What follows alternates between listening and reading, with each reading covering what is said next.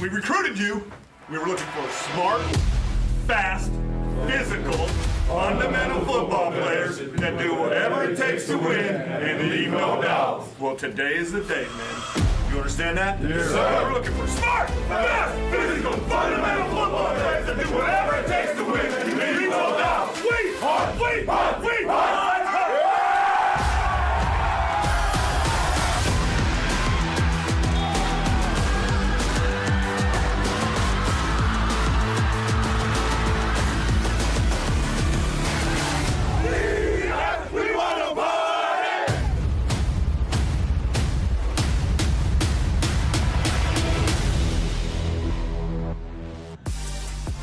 Welcome to the NFL Academy game here at the Tottenham Hotspur Stadium. The third time they've hosted foreign opponents here, and it's the St. Thomas Aquinas High School in town. A feared opponent for the NFL Academy, and such an amazing test for them. The NFL Academy, of course, opened back in September 2019. Many tests along the way, and they do remain unbeaten against European opponents. And here we go. We can see the players arriving earlier to the Tottenham Hotspur Stadium. It's always a huge occasion when we have the NFL Academy playing here at Tottenham Hotspur Stadium, of course. Part of the NFL London Games, which we look forward to every single season here in the United Kingdom. And some of these players who are part of the NFL Academy will dream of gracing this pitch at the Tottenham Hotspur Stadium, playing for an NFL franchise. And I've got a guest with me who has played on this very field in the past, representing the United Kingdom, representing Africa, and representing the NFL.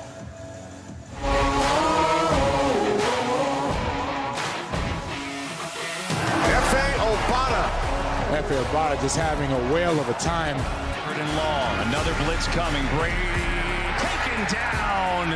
F.A. Obada with the sack. Second down and 10. Taken down. Obada was shot out of a cannon. Goes right by John Miller. Approaching 6 minutes. As Newton will be taken down. It's Obada again. Prescott in trouble, in real trouble, and he is sacked. There's some pressure from Washington, and F.A. Obada.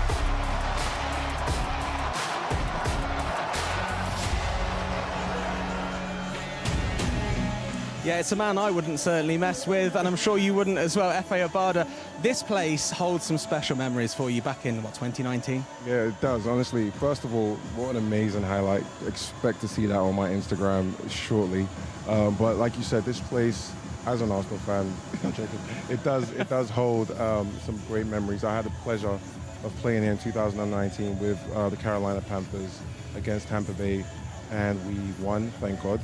I was also made the honorary captain, and it was just emotional. I had the privilege of playing in front of a home fan. My family was here, and it was a moment that I thought that I was never going to get, just being someone that went over there. You know, a lot of people didn't know what I was doing. Most of the people thought I was playing rugby, but it was really special. One of my core memories. And you've had such a great career as well, and you know, you've made your way like a lot of these young kids aged 16 to 18 want to. They're combining their education with some of the best coaching in football, and they're dreaming of going over to the United States and representing franchises in the NFL. And we've seen loads of people over the years. We've been hosting this event here the third time we're doing it, and 10th actually opponent from the United States that we have playing the NFL Academy. You can imagine what they're feeling like, because the dream is there, and they're on the path to that dream. No, 100%. The NFL Academy is such an amazing initiative that's given, you know, like you said, kids from between the ages of 16 to 19 the opportunity to learn and also play football. This is a resource that I wish that I had access to when I first started the game. You know, I started at the age of 22, but most of these guys, you know, they're starting a little early and they're getting that leg up. They're getting some outstanding coaches from people that have played in the NFL, that have coached in the NFL, so they know the standard. They've also coached and know how the collegiate system works as well. So they're getting they're getting the best right now.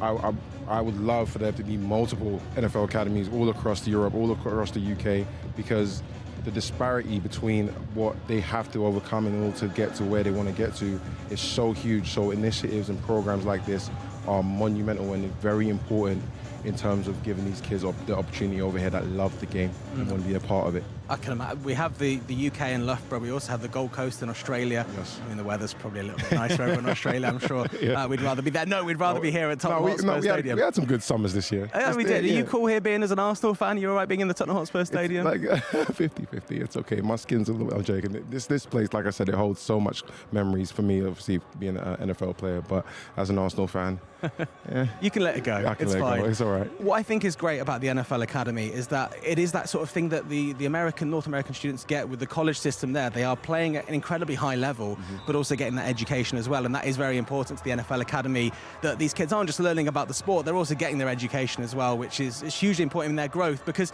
not every player makes it. Like, such a small percentage of players make it. We can give them the best opportunity, the best chance, the best coaching, but you have to appreciate that sometimes you're not going to make it to the NFL like you did. No, 100%. You know, I'm very honoured and very privileged and very blessed to have had the career and the opportunity that was presented to me. Now, where I'm at right now is obviously to just impart wisdom and knowledge and mentor some of these kids and give them what I feel that will be beneficial. But overall, there is a disparity, there is a gap, and I think you have more of a chance getting hit by lightning 5 times than actually making it to NFL, and then even less coming from from Europe and from where these kids are coming from. So we just the NFL Academy just wants to give them the best opportunity that they possibly can. So yeah, but they work hard. They're in a good place, and hopefully over time, over time we'll see more and more guys through the academy, and then it will just be a domino effect. Yeah, it is always fantastic watching them make their commitments to the US colleges that we see every year here on the NFL Academy game and also on the social media. Chris Turner, who's the head of the NFL Academy, joins us right now. And how you doing? I mean, you must be so proud, first of all, to be here at Tottenham Hotspur Stadium, to see your players warming up to take on one of the best high schools in the US. What a better place to be. I mean, you got the lights, you got a beautiful, kind of sunny day here in London. Hey, what's better? Is this a sunny day? Wow, in London it is. Well, yeah, that's a good point. We were just saying the Gold Coast is the Gold Coast might have us beat in weather, but tonight it's about us. This is the 10th time that a North American team's come over and played against the NFL Academy, and I mean, just testing themselves against one of the highest rated high schools in the US is such a huge challenge. But no matter what the result is, they're going to learn so much from these players and just watching how someone else does it. Well, that's what it's about, right? So, we have kids from 20 different countries, 68 students. So the goal is to make sure that when we get tested against the best of the best, it's not a German left tackle. It's a left tackle that happens to speak German. And so that's when we go through and play these incredible games. That's why we go through in the summer, go to tours, go to camps, do all of that, because these kids need to be tried and tested everywhere we go. Now, the sound system is pumping here, so just make sure the mic's nice and close to your mouth, just because they're sort of testing, ramping up the tunes, getting the atmosphere here. Don't forget, of course, £10 entry, and you can come down if you're nearby North London. It's not hard to get to, even if you're in South London or wherever. Since you took over, then, what's been the kind of biggest challenge that you've found at the NFL Academy? Because I know that they're all so hungry. Sometimes it's possibly hard to match their expectations, their aspirations. I don't think that's necessarily the hard part, because everyone's individualized. Everyone has their own why. You talk about it in the NFL, right? You have your why. All these kids have their dream and their vision. It's our job to surround them with the best coaching, the best support staff, so that they can go and reach their goals. And that's what we've done. We have a great coaching staff. We have a great support staff, whether that's academics, mental health, everything we do, we surround them, and that's what's important about it. I love that. So for me, my question to you would be, obviously, this is an amazing program that's having huge impact in real life. Like, I've witnessed and we've seen how it's affected some of these kids. But a lot of people out there that, may not know what the NFL Academy is. What's one thing that you want to let them know, or what misconception or anything that they need to know about the Academy? This is a place to come, grow, and go. So we want to prepare you for life, right? You go through adversity, you go through teamwork. Everything we do is want to make these kids resilient and then just get networked into the NFL, our partners. And the beauty of football, it's scholastic. So, they have a chance to further their career, not only athletically, but also academically. And that's the beautiful part about this sport, and we just can't wait to watch them. And how important, finally, is it having people like this gentleman here as ambassadors to impart their wisdom, because they've been there and done it, and you've played on this field like they're playing on this field tonight. That must be hugely inspirational. You know, that's the beauty of having the IPP program, is that there's someone who's paved the path before them. So it's no longer when FA went through it, right? Where he had to go and knock all the doors down. There's now a small path, and that's what we're trying to create with these kids. They are micro-influencers in their own football communities. So they're impacting the next kid, the kid that's 12, 13, 14, trying to figure out, how do I do this? Well, look to your peers. Now they can look up to you. You're part of their journey. And it's just, you know, guys like you, OC, Jordan, Mailata, like, this is what's so beautiful about what we're doing here internationally. I've got another question for you. Me and Efe were talking about this before we were watching the players warming up. Coach Hagen's always got a red cap on. I think he's worn it every single time I've met him. Do we know if this is a lucky Steve cap? Hagen special, Yeah, so you'll have to ask him about it. Okay, well, look, Chris, it's been great catching up with you. And we'll let you go and focus on this game, and we'll say thank you very much. Pleasure. Great. Oh, there we go. Great to see you. Chris Durham there, head of the NFL Academy, and some of the great work they do out here. Obviously, the players are out on the field behind us right now. They've been here for a little while. I have to say, our visitors got here, didn't they? And they got changed into their gear right away, incredibly quickly. Ready for war. They've got like a chant. I actually heard them from inside, because the locker room is just over here. I actually heard them doing their sort of team chant, and we've seen it on their Instagram actually. If you followed them on their Instagram, they've got like a sort of, I don't know what you call it. What did they say? I'm not gonna imitate it. It's like it's not a chant. It's like a kind of noise. It's kind of like an empowering noise. And I've heard it over there. And they came out and they did it as they came into the stadium. And it's obviously like part of their pre-match ritual. But getting changed that quickly is pretty hard in the NFL, in football, because you've got to put all the pads on, right? No, of course. Listen, these kids, they're here for a reason, right? They've come out here.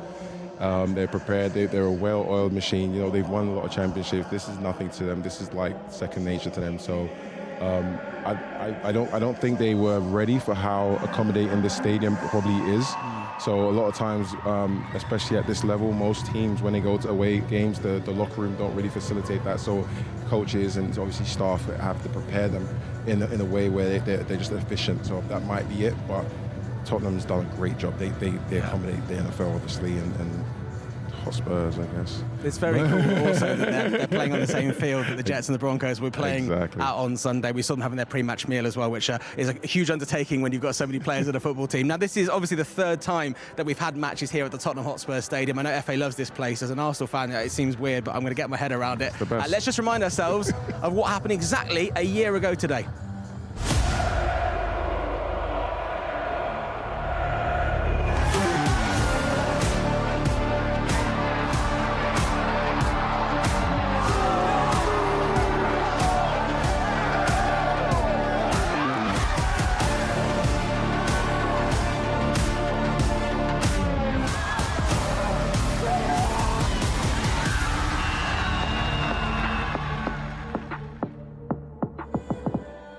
Yeah, it feels like we get a better game every single year. Absolutely incredible facilities here at the Tottenham Hotspur Stadium. I mean, we can see on the outside of the building, so people walking past are going to know that there's a game going on here, as well as the people that have come down. As I say, you can get down here if you're in the London area, £10 on the door. You can watch some of the hottest prospects in European football. And of course, we've got the visitors from the United States who are pretty nifty themselves. FA, having played here, you've got to think of, you know, these kids that have played before at Loughborough, they've played across the UK at smaller places. It's even empty. This stadium is incredibly intimidating. How do you block that out of your mind as a player? Because you've played in front of some pretty big crowds. I have. Like I said, I'm very honoured and very privileged and on my journey. But at this age, to be able to play in the stadium like this, it's amazing. You know, for some of these guys, they've done it before, but for others, you know, the new guys that have signed up to the academy, this is their first ever experience of a game in a stadium. Some of them might be the first time actually going to a stadium. So there's so much noise and there's so much distraction. So I would say pre-game, just take it all in. You know, at the end of the day, you're on a journey and you want to make sure that you enjoy that journey. But ultimately, once the whistle is blown, it's all about your assignment and getting the job done. Yeah, and they'll have all their friends and family here as well, taking photos and getting memories as well, so they can focus on the game in hand. Right, Ollie Wilson's going to talk you through the action when the game gets underway, and he caught up with the NFL Academy head coach, Steve Hagen, earlier. Coach Hagen, yes, sir. Another trip to Tottenham Hotspur Stadium, another exciting night under the lights. Yeah. It doesn't get old, does it? No, never. This is a fun place. This is a great venue. My wife and I got here early with the team, you know, and we see the Cleveland Browns, we see the Jets, and then we see the Academy. I coached at all three, so it was like, wow, it's super cool. So, yeah, this is a great place. It's been a couple of games since we saw the Dusseldorf encounter, of course. There was the Combine as well. What have the last couple of months been like for the Academy and just continuing the development and, of course, that Combine in Manchester? Yeah, our Academy, we grow. Each day they grow because, you know, they all come in speaking 19 different languages or whatever it is. We've got to teach them English, but we've got to teach them football. So we hope as we go through this season, they all get better and better. It's not where you start, it's where you finish, and we're getting somewhere in the middle of this thing towards the end of it. And so I really want to see how far they've grown and how much they've grown since the last time. It's a big test as well tonight. It's always going to be a test taking on American opposition, right? It feels a little different, a little special. Yeah, I mean, when you play these American teams, these are legit now. These teams are legit. So we're looking forward to it. I'm looking forward to it. I love football, so it's exciting. I'm the #1 fan, and I get to stand the closest to it all. So I'm really excited to see what's going to happen tonight. Last year in this game, you were very emotional after it. You were very proud of the growth that has been with that group of players. Obviously, there are still some around. Is there a difference at all from this year and last year? Is the bond even closer that you have after continuing to come back and work with the Academy year on year? Yeah, I think so, because I'm around them more, you know, but we get 35 new guys each year. So it's like some go, some stay, some, you know, but yeah, the kids are special, and where they come from, they all got their own story, how they got here, why they got here, all that. So you get closer to them as they're around you longer. So it's always fun. What's the aim of tonight? It's not just fun. You want to compete. Win the game. We don't want to just compete. We're trying to win the game, and that's why we do these, right? To win the game. But we also want to get our guys recruited and show that we can play this sport against real good American competition. And you know, if we win, we win. If we don't, we still can get recruited. But the goal is to get the victory and get recruited. So. Coach Hagen, best of luck this evening as always, and yeah, have a good night tonight. Appreciate it. Thank you. Cheers, man. Great to hear from Roger Hagen. No, Roger Hagen? Steve Hagen.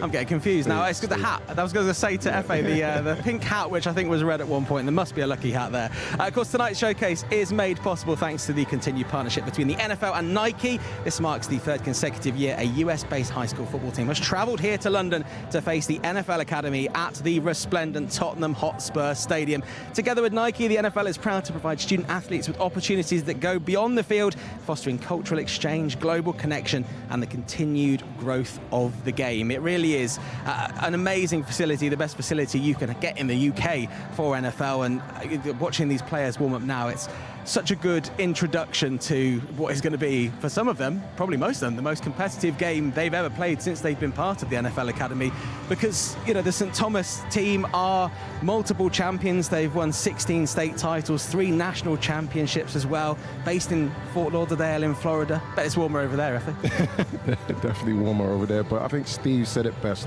You know, he's about giving these kids an exposure, you know, to American teams. Something I struggled with was, you know, trying to convince coaches, trying to convince GMs, owners that I belonged. You know, and the measuring stick is always going to be American competition.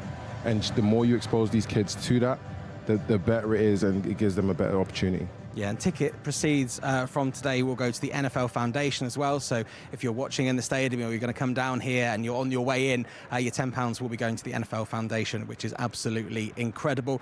We've heard from Steve Hagen. Let's hear from the visiting coach from St. Thomas, Roger Harriott. Coach Harriott, welcome to Tottenham Hotspur Stadium. It's been a wild few days in London, I hear, for you guys, but first impressions on this arena and bringing a team to this place? This is amazing. You know, it's a beautiful, you know, representation of, you know, the English culture. It's been an awesome experience. The people have been amazing. The NFL reps and the Nike members have been nothing but beyond accommodating for us. It's just been a great, extraordinary experience for our guys, more so from the educational standpoint. It really gives us an opportunity to showcase our faith and culture from St. Thomas Aquinas and the Archdiocese of Miami. So it's been more than I can say a blessing for us. It's certainly been a wild few days as well. You dropped in on Sunday, you went to the NFL game, of course, here on Sunday, and the kids got to experience that. How have you kept their heads just level and ready throughout all of this trip? Yeah, it has a lot to do with our standard. We're really focused on faith, family, tradition, excellence, and that keeps you grounded. There's a sense of humility about our, the way our identity exemplifies itself. So our players do a great job representing on and off the field some real gratitude. So when you have that type of character trait within your family-oriented type system, they typically, behave, they follow instructions, and they're ultimately showing how grateful they are for the opportunity. This is a school that comes with a heavy tradition of success, both on the individual level and as a team as well. National championships, state championships. How big would it be to keep that winning tradition going, coming across to Europe and almost planting the flag in the middle of the stadium today? That would be an amazing experience, especially to win. But we at St. Thomas, it's more about the global experience for us. So we're grateful that we have an opportunity to represent our faith and our culture and connect with Coach Hagen and the NFL Academy and really, do a international collaboration of what we feel is the best sport on this planet. So to witness the evolution and to be involved in it, it's flattering, it's extremely gratifying, validating on more levels than one. So, getting the win would be great, but, making sure that our players understand that, winning off the field and being a champion within their faith, is more important than anything else, particularly for us. It's quite a unique experience to be involved in an NFL Academy game. How much were you aware of the NFL Academy, the work that it's doing over in Europe and bringing young kids through before you were involved in this whole process and getting ready for this game itself? I watched the evolution of it over the past decade. My brother and I, Jerome Harriott and Greg Harriott, we actually started football from my country, which is Jamaica, in 2017, and it's been evolving. There's 16 teams over there. And when you start talking about the evolution of the sport, then the NFL Academy from the London area and from Spain and France and Africa, just the globalization of this sport has been amazing. And NFL has been doing a phenomenal job. And now Nike's on board with this, extraordinary collaboration. Sky's the limit from here. And I think that the game will continue to evolve and provide great exposure and opportunity for people to be a part of moving forward. Coach, I know you've had a good week. Have a good game tonight, and thanks for the time. Appreciate it. I appreciate it. Go Raiders. Oh, a little sneaky go Raiders there. Also a little sneaky F.A. Obada in the background of that interview a little bit earlier on. Roger Harriott, the head coach of St. Thomas Aquinas. The visitors here, and as I said before, a very, very successful team. 16-time state, 3-time national champions over in the United States of America.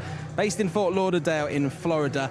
And it's a real test for this NFL Academy team. Obviously, there are new players that have joined, that have got involved, and there's also players that have played before. 68 student athletes, over 20 countries in this academic year, wow. And 32 of the squad are new to the team this year. Wow. So they've not got that experience of performing in front of this incredible stadium, in front of this crowd here. So, there's a lot of rookies out there. there is a lot of rookies, and like Steve said, it's more about the experience. It's more about the exposure for these kids, and giving them a taste of what being an athlete is going to be like, being a collegiate athlete is going to be like, and also just prepare them and set that marker and work out what they need to work on individually and as a team in order to give them the best opportunity to get scouted. Yeah, it's not just this game as well. The NFL Academy has upcoming games, one in Florida against IMG Academy, a team we know very well from Tottenham Hotspur here in the past, the Mexican Academy, and also the Madrid Under-21 All-Stars over in Madrid in November. So a lot of tough tasks ahead of the NFL Academy, and we look forward to seeing everything they've learned put into practice. We're going to bring in another guest in just a second to talk to us about NFL flag football. Yo, it's Gunner, October 11th. I'm the captain of the NFL flag football game on YouTube, London edition. This is the hottest ticket in town. It's gonna be big. Massive YouTube stars. It's gonna be fast. And we're gonna win. So we need you at QB. Heck yeah, let's do it. Team Gunner versus Team H. The NFL flag football game, London edition. Watch live, only on YouTube. Yeah, big flag football game coming up. To tell us some more about that, to Shane Boyce, I've got your list of stats here, right? You've scored the first NFL Academy international touchdown. Tell me about that touchdown straight away. Unbelievable. I mean, especially, starting the academy in 2019, that was my first year. I didn't really know what I was doing. 2022 was our first year to actually start playing games. So being able to go out there and actually score the first ever NFL Academy touchdown, it just makes moments like this even more unbelievable. Now, you are the participation coordinator for the NFL Academy, and you're also an alumni as well, having been heavily involved. What does that job entail? What's your kind of day-to-day day look like? Yeah, so with the NFL UK, I'm part of the community team. So part of the community team, effectively run around doing training days, CPDs across all schools all over the UK, Ireland now as well, as we've just been introduced to Ireland as well. We have 120k participants across the country.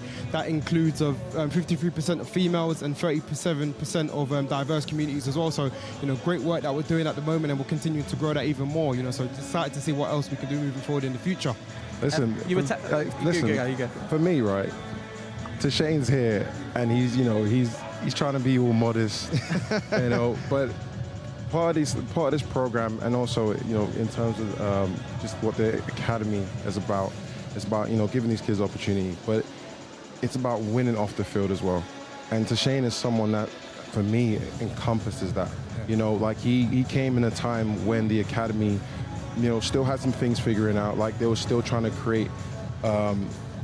Trying to find their way, and and now with every year, there's more sponsors, there's more opportunities, there's more relationships, and more guys. But he came in the part of the program where, in its inception, when it just didn't have as much legs.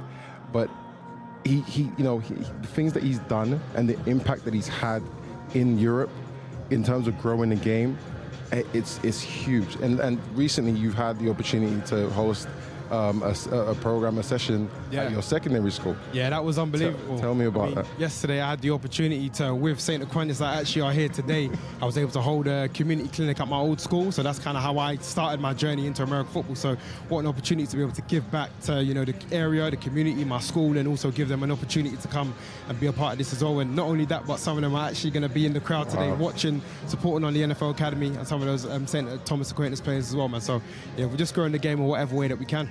From my perspective, you take everything in your stride. I'm pretty sure you jumped on commentary for one of these games before, didn't you? Yeah, listen, man of many hats. A bit too busy now. Too big time for us now. You can't do it. Never too big time, man. Just finally, the flag football game coming up this Saturday. First question for me: can he get involved? Can he be a ringer? Can we bring him in? If you want to, I mean, you're still eligible. I mean, if you want to, it's non-contact, so just let you won't be able to take anyone to the ground. But hey, if you want to take the chance and get involved and represent Team UK, completely up to you, man. I'd love to. I think you'd struggle not to make contact. I think the flag element would disappear. Listen, there's sometimes I take part in the flag events that they host, and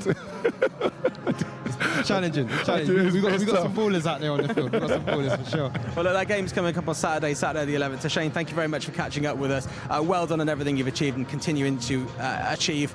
We're endlessly impressed. I know FA's a big supporter of yours as well. We'll catch up with you very, very soon. Thank you so much. Thank you, guys. Thank you very much. Well, we are getting ready for this game right now. What are the teams going to be doing right now in that locker room? How close is this going to be to what you would expect in an NFL locker room? So right now, teams are going to go back. They've done their warm-up. Everyone's going to disperse and separate into their own individual core groups, offensive line, defensive line, and then, get coaching in that regard. And then together, they're going to come together as a team, set their intentions. Some teams pray together, some teams don't. Then you might get some time to yourself, maybe, drop a text to your family, listen to some music, and then it's go time. Excellent. Well, look, we heard them earlier on getting ready in the locker room. They're hyping themselves up there. It's going to be an absolutely fascinating game. How can the NFL Academy test themselves against a 16-time state, 3-time national championship high school, the St. Thomas Aquinas Raiders? It's going to be a fascinating game, and commentary is on the way in the next few minutes. The NFL Academy, home of the extraordinary.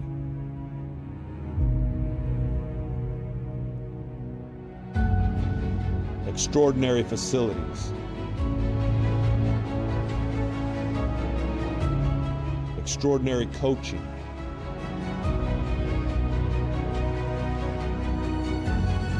Extraordinary development.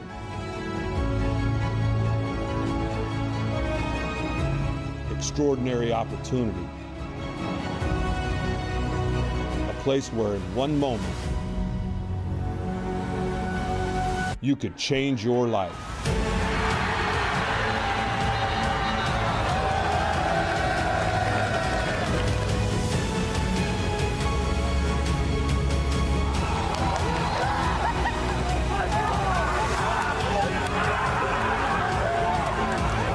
Being an Academy man means being extraordinary. Who's got it better than us? Nobody!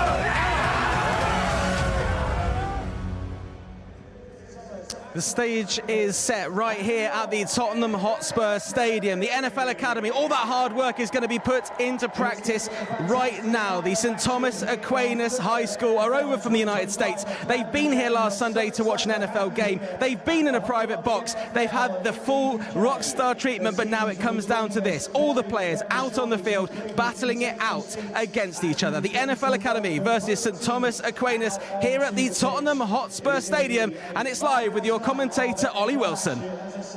Thanks very much, John. Thanks very much, FA, as well, for all that excitement pre-game. But now it's about the game. St. Thomas Aquinas, they wait for the NFL Academy.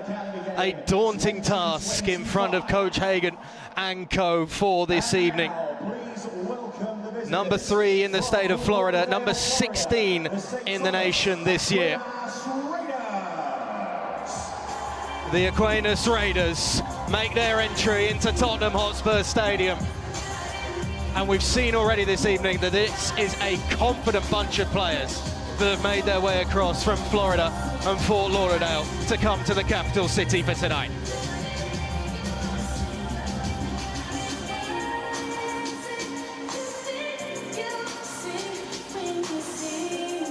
It's a lot to take in for any high school football player being in this sort of arena. Just under 62,000 can pack this house out. And when you're down on the field, those stands just seem to rise into the gorgeous London afternoon sky as the sun slowly starts to set and we get set for a Wednesday night under the lights.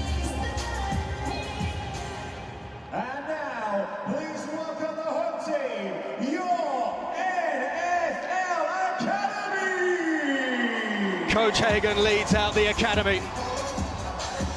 This is almost the culmination of their season. There aren't many nights like this on the calendar, that's for sure.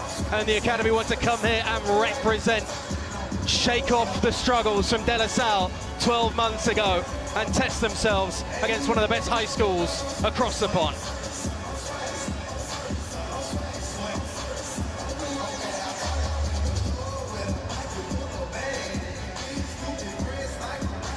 All smiles from Coach Hagen down there, but as everybody who's been in and around that academy, he certainly means business when it comes to game day.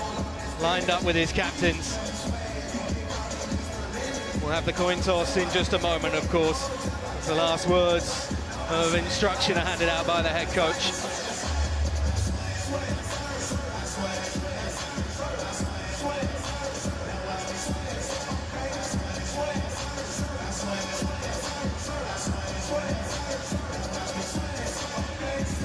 It's possibly the greatest NFL arena outside of the United States. North London waits, Tottenham Hotspur Stadium waits for another chapter in the NFL Academy's history.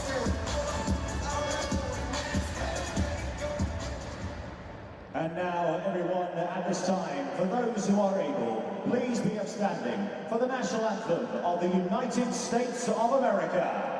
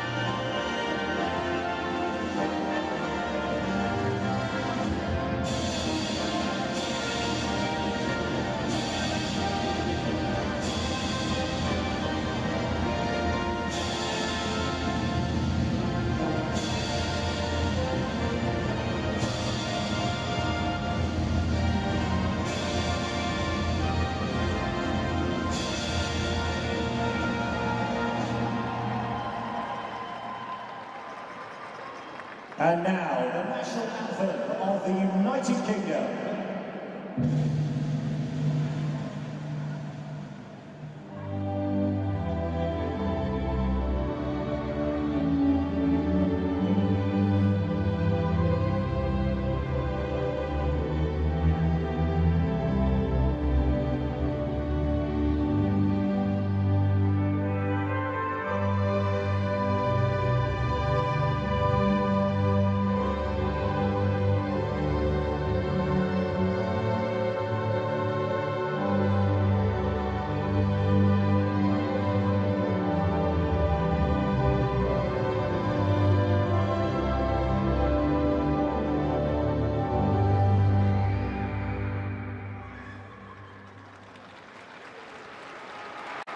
The Academy turning to face the Star-Spangled Banner and the Union Jack that are high at the top of the rafters here at Tottenham Hotspur Stadium for the two anthems.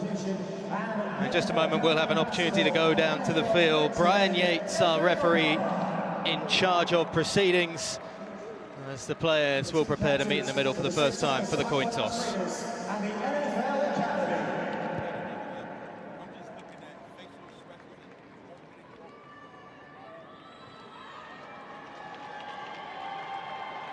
Just over 1,000 in here tonight that will be lending their voices from the sidelines as well, urging on both the US High School and the Academy this evening.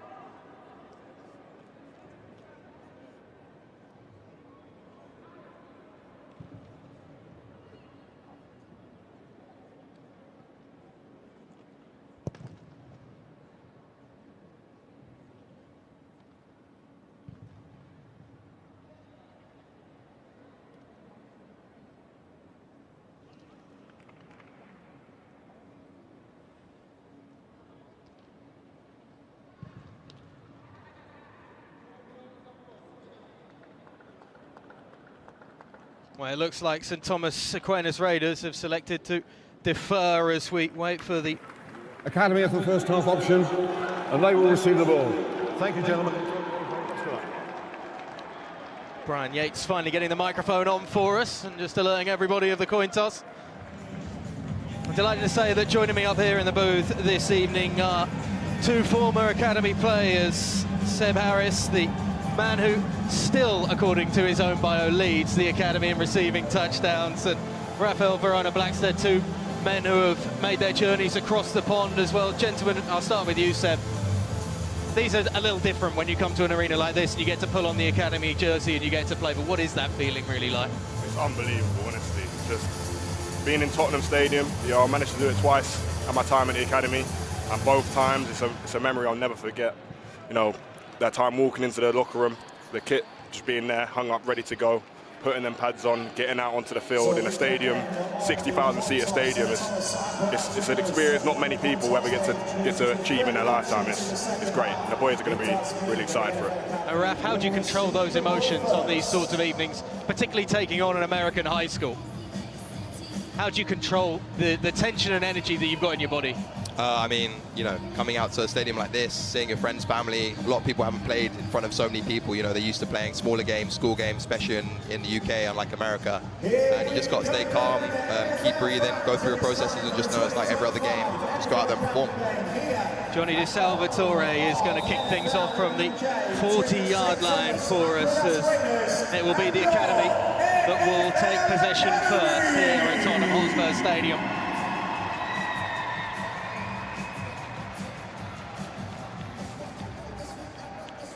Jamil Secker, it looks like, lurking back there to try and run this one back, stood at his own 7-yard line as the kickoff from the Americans is sent deep back inside the 5, where it's collected, moved up the right numbers and getting across the 20-yard line. Down at the 24-yard line is where the Academy are going to kick things off. Decent return by the German Jamil Secker on that one. Solid field position to start. And it's time to see what this Academy offense can do on their opening drive. Secker will be one of the key targets, of course, the German wide receiver. We've seen a lot of Victor Lechambre, the Canadian, fresh into the Academy this year. What a difference it's made just having a North American man under center, or in this case, coming out of the gun for his first snap here at Tottenham Hotspur Stadium. Slight stumble there by Luca Wolf, the tight end on the right side of the line.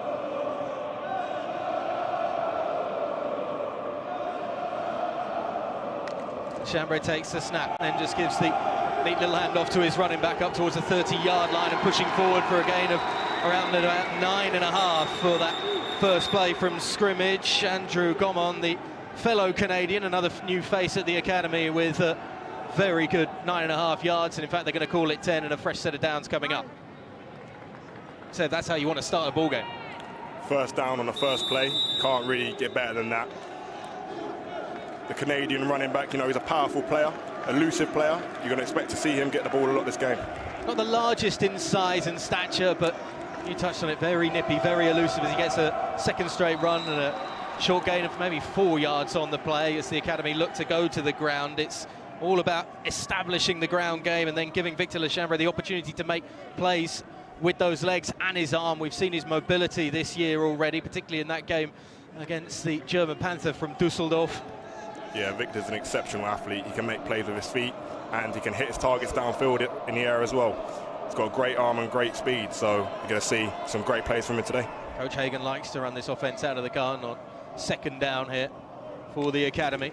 Taking the snap, once again giving it to the Canadian running back, who may be able to spin and twist away from the initial contact in that pile, but unfortunately there are some big bodies on that defense. Donovan Adras, one of those. He's not down as a position on that defense for the Raiders. He's just down as athlete at 5'9" and 185 pounds. The senior, one of many seniors who've been able to make this trip across the pond, and a third down coming up. Around about 5 yards to go for the academy here. Gomon staying in at the tailback position.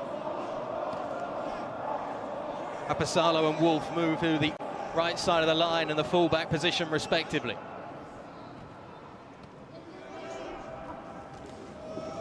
Ooh. And it's stuffed in the backfield, barely getting to the line of scrimmage, the Canadian, as the early gains on the ground, in fact, just going to fall short. Stopped in the backfield, and you have to say, Raphael, that's a frustrating way for the drive to stall. Oh no, for sure. I mean, you know, all the momentum, all the runs, kind of finding gaps, managed to slip through those little gaps, constantly marching forwards, and just a little stumble on your own teammate can mean that, you know, suddenly you have to punt it. Two back to return for the Americans as it's sent down towards the 28-yard line, bounces out of bounds, and there is no return from Jeremiah Douglas, the defensive back who was on that side of the field. First chance to see what St Thomas Aquinas Raiders can do here on offense. It's a much lauded offense. They do score points in bunches, as we've seen already from their high school season. They did suffer a defeat early on, but then put 72 points on Boyd Anderson in their second game of the calendar year. Their last outing was a 63-0 victory over Hollywood Hills. Mason Mallory, the man to keep an eye on, who wears the number 7. And he takes the snap and flings it out to his receiver in the slot on the right side, and that's a wonderful step by Roche. And Roche moves his way all the way up to the 45-yard line, and that's how to start an offensive drive through the air for the Americans, setting their intentions out early on and happy to look to their star receiver and their star quarterback. You can see the athleticism on show there. The way he can just make one man miss and get the first down there. I mean, you can see the way they back their receiver one-on-one in that little bub screen. Just go and take him in the open field one-on-one, managed to find space, and ultimately got tackled later on. Shaq Cisse just down on the field at midfield right now, and certainly felt the brunt of that blow going on head-to-head with Jordan Roche. Roche is going to be an interesting one coming out of the slot, it seems, for the Americans, because you can put your athlete out there.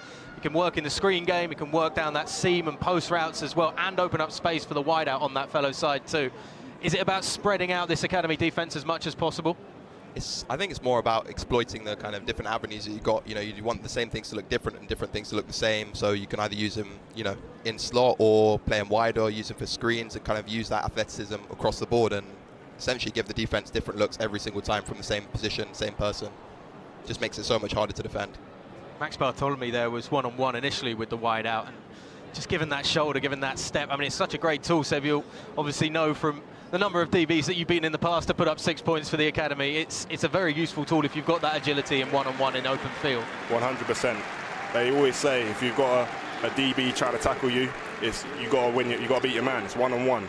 And if you can make that one guy miss, that's the difference between a 3-yard gain and a first down or a touchdown. So if you've got the athletes on your squad that are able to win their ones, then that's how you're going to move the ball down the field. The former Hamburg Young Huskies just taking his time to move off the field as the Americans want to get down to the line of scrimmage quickly and get things moving here. 1st and 10 coming up for the Raiders. Cisse still not off the field on that far side of the field. He's been helped off by 2 of the trainers. Already a man down on defense for the academy. 3 down linemen. Pressure potentially coming off the edge as well from Borgermuth as the handoff straight up the middle is going to bring up at least 10 yards for the Raiders. Stumbling and bumbling his way forward, Vigil Lemons, one of the other men that we've been told to keep an eye out for this evening, the man wearing number 0 out of the tailback position tonight. Just finding that crease that seemed to open up, not quite a parting of the Red Sea, but pretty close, as the Raiders are quick to get down to the line of scrimmage and want to go again from the 44-yard line in enemy territory. Just thrown into the ground, though, after the pressure by Mason Mallory, as he was just feeling a couple of those big D linemen getting up in the face of him and decided to throw that one away and incomplete.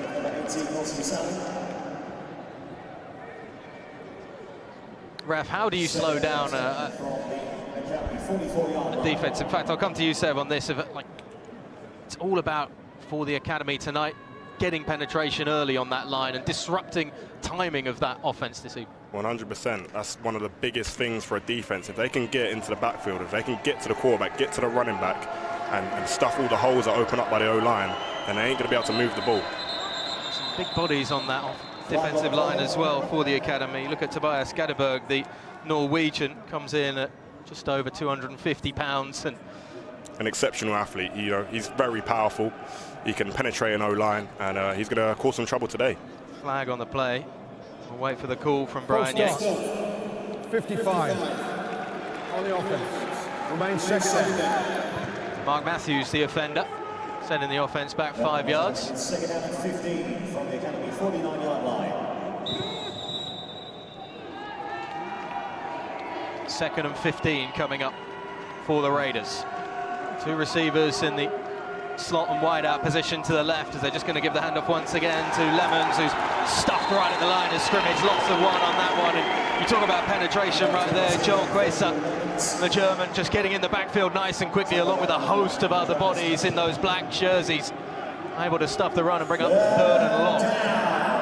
I mean, knowing Joel, he loves it when they come down the trenches. He just gets to take them on head on, just stuff them up, slow down the run game, and just not let them run the ball down the middle. Johannes Mager in on the tackle there as well. First to the contact. As 3rd and 15 comes up for the Raiders. Coming out of the gun, 2 receivers left, 2 receivers right. Running back alongside him is Vigil Lemons.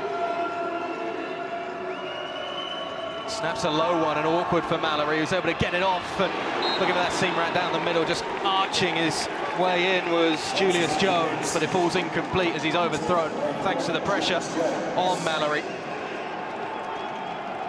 I mean, the QB could definitely feel that pressure. You could see them blitzing him hard, coming straight off the line, getting off early, and just had to get the ball out as quick as he could. And obviously that pressure meant that he couldn't complete the pass. Head coach Roger Harriott watching on, not maybe the opening drive he was expecting after the early big gains for the Aquinas Raiders. The punt unit coming out instead. Jamil Secker back at his own 7-yard line to return as whistles go and flags fly once again before the 4th down play. Prior to the snap, encroachment, number 9 defense. 5-yard penalty, remains 4th down. Johannes Mager there, the eager beaver, shall we call it, on the special teams unit. 4th and 10, it's probably not going to change the outcome in terms of punting, as Coach Hagen will be as frustrated as anybody down there to see an unnecessary flag thrown against the Academy special teams unit.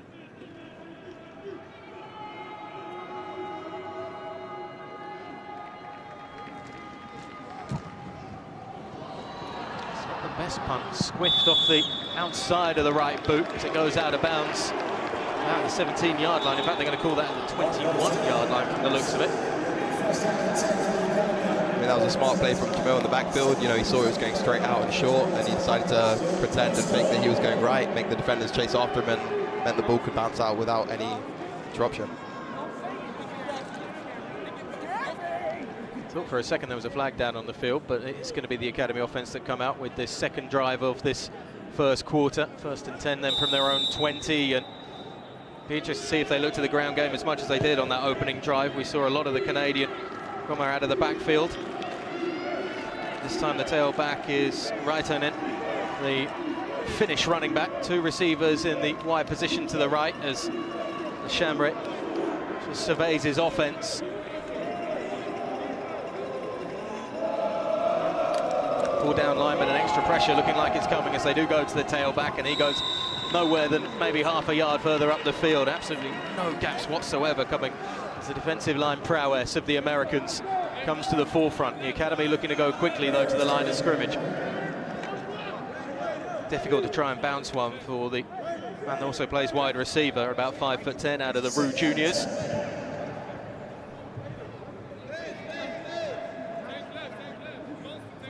Although now for Victor Lechambray, things are just slowing down in terms of the play calling.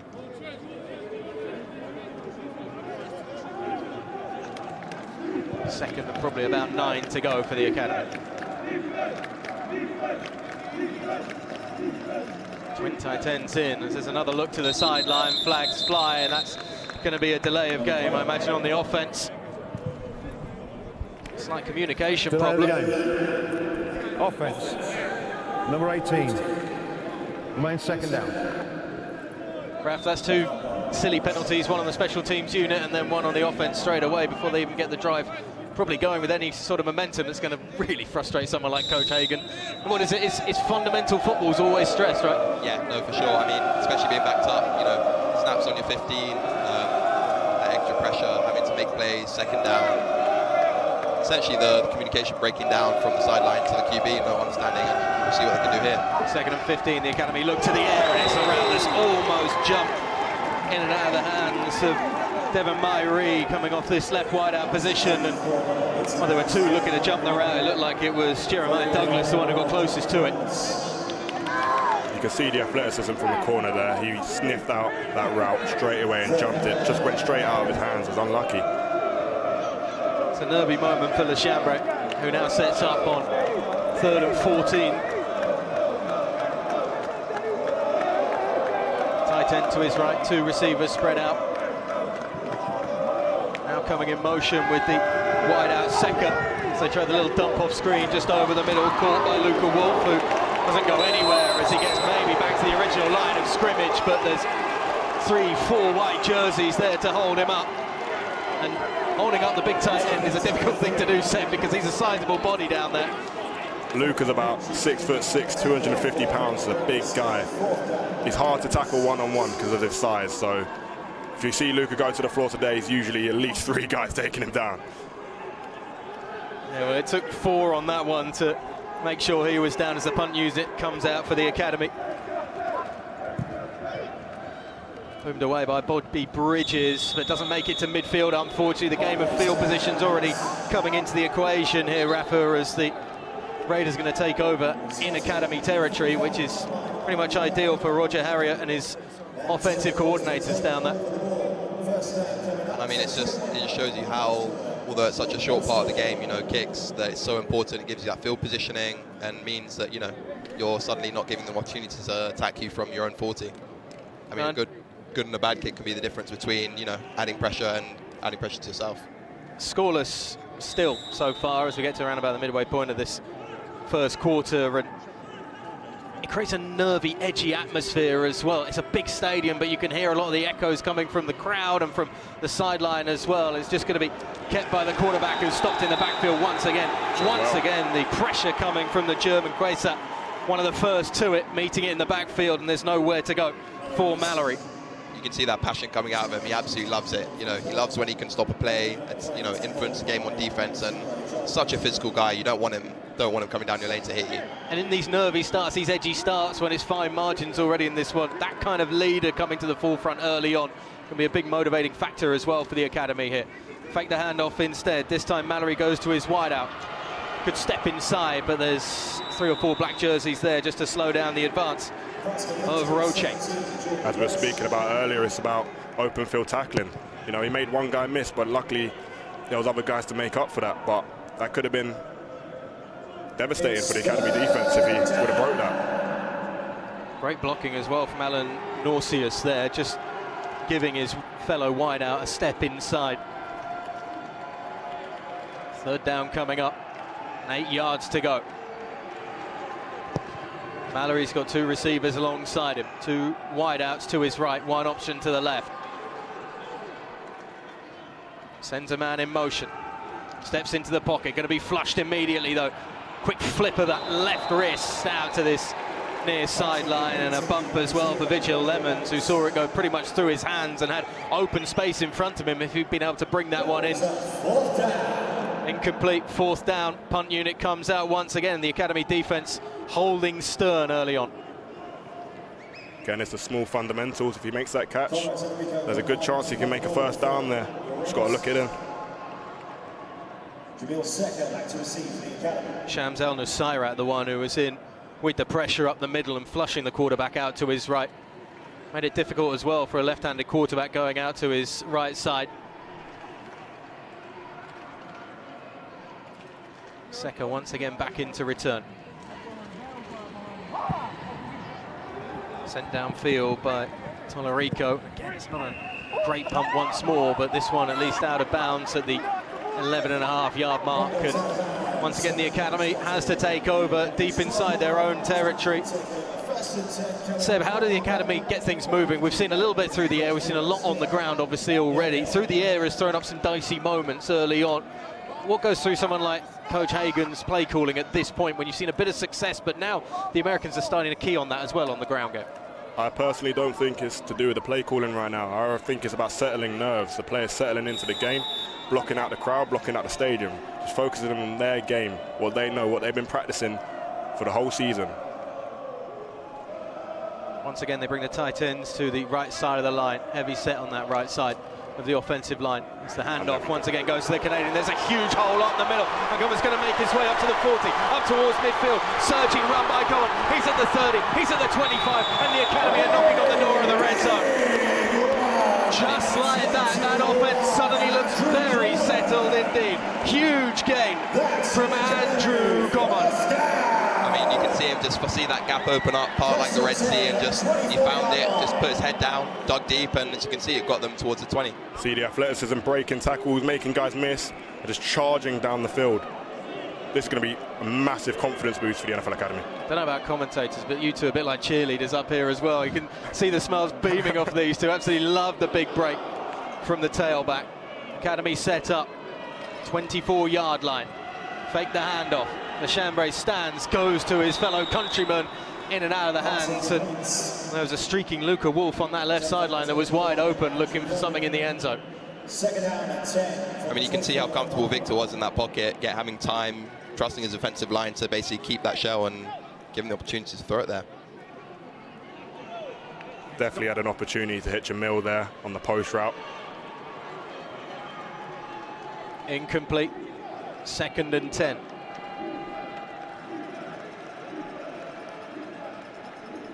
Chambray looking to the sideline. Luca Wolf in that slot position. Over to the right. Devin Myrie in the tight end position on the left as LeChambray makes the burst up the middle. Makes 2, miss, and he's got open traffic in front of him. He's also got blocks as well. LeChambray is going to take it in. Touchdown. The academy quarterback doing it on his own in the first quarter to cap off an excellent drive set up by a huge run from his fellow Canadian. And then the touchdown run finish from the quarterback. I mean, the academy gets 6 on the board with an extra point to come. And that's what St. Thomas have to be afraid of. It's not just a quarterback that's going to sit in a pocket. He's going to use his legs. He's going to find that gap and he's going to run. And that's 6 points for the NFL Academy. The determination of Goman as well, who suddenly realised exactly what was happening and decided to make that decision to go and be the lead blocker for him too, just to help LeChambray into the end zone. Now Bobby Bridges to supply the extra point. Flags fly before the kick, which looked very routine.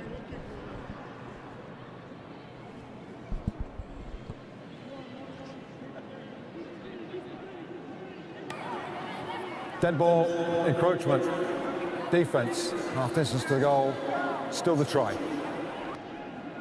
Well, the field goal unit's going to stay out, despite the ball being moved to the 1 yard line. Makes it a very slightly easier kick for Bridges. He was very consistent from about 35, 40 yards in warm-ups as Bridges, well, just about gets it through. Almost put the commentary curse on him there as I was saying how consistent he looked in warm-ups. That one was a little more awkward for the Englishman, but the extra point on the board, and the Academy take a 7-0 lead here over St Thomas Aquinas Raiders, and it's all from the legs of their tailback and quarterback. Yeah, I mean, you can see the skill from him as soon as he saw that gap open up and he just went for it, and as you said, those blocks made him back himself and found himself in the end zone. See how bringing in the Canadians to the NFL Academy has made such an impact. Just having them athletes that have that experience, can hit them gaps, make them plays with their legs. Coach Hagen also said it was great in terms of training. Having a guy that is experienced, North American experience, of course, playing Canadian football, American football, the fundamentals are very much similar, even if the game is slightly different north of the border in Canada. But having that guy then that can deliver those passes in training helps the receivers, helps the tight ends, helps the running backs as well, and helps that whole offense get better just by having that one guy under center. 100%. I mean, it definitely helps, especially with, you know, half of the boys coming in from different countries like Germany, Africa, all over the world. Having that kind of extra 1 or 2 leaders that can lead from the front and show the boys how to play. And that extra level of experience, because some of these guys will have barely played any sort of football before coming into the NFL Academy, built basically on their athletic ability and what they can see in terms of potential, as the pooch kick is just pooted down to the 25-yard line, where it's returned for a gain of around about 7 yards on the play, and that's where the Raiders will set up. The Raiders offense that I imagine Roger Harriott will be rather frustrated to have seen being stalled so early on by the defensive line pressure from the Academy. Let's have a look at the pooch kick again. It's super important that the Academy defense keep on the pressure here. The offense will gain them some momentum, and we want to keep that going. Gents, why does the Academy resort to kickoffs like that so often rather than trying to send it long? I mean, you know, Coach Hagen, having been involved in special teams in the NFL, he knows all about the different kicks, and, you know, even at my time during the Academy, being told to do different, you know, pooches, grubbers, all these different types of kicks, and essentially utilising them to not let the kickoff have a break. You know, if one person's out of position or caught sleeping, dropping back, you know, you can just put it into that gap and essentially keep the ball for yourself, which can turn the tide of the game. Mason Mallory there finding Jordan Roche for a 5-yard gain. Second down coming up for the Raiders. Neat little completion to the man lining up in the slot receiver position as they go 4 wide coming out here on second down. Once again, the quarterback looking over the middle. This time a beautiful little post route coming in from Julius Jones, who makes his way into enemy territory, or down at about the 39-yard line. Jones finding space and separation from the coverage. There is a big window as well for Mallory to find him.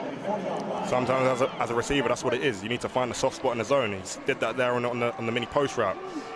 Snapped the angle, caught the ball, looked to get upfield. Great play from the receiver. Mallory out of the gun, and once again has to get those legs moving to try and avoid the rush, which he does. He's flushed out to his right, made it difficult to try and send one off, but still gets a gain of maybe 8 yards on the play. Second and manageable 2 coming up.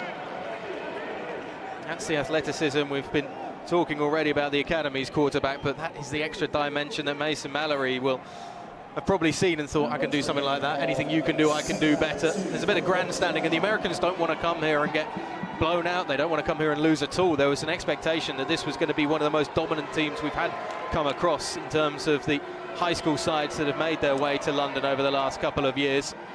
So far, though, the Academy with a 7-0 lead and under 3 minutes to go in this first quarter. Mallory fakes the handoff, throws it once again inside to Jones, who finds a seam straight up the middle between the coverage and walks his way eventually into the end zone for the touchdown. That's the response that the Aquinas Raiders wanted to see from their offense, and it's the connection of Mallory and Jones that finds 6 points.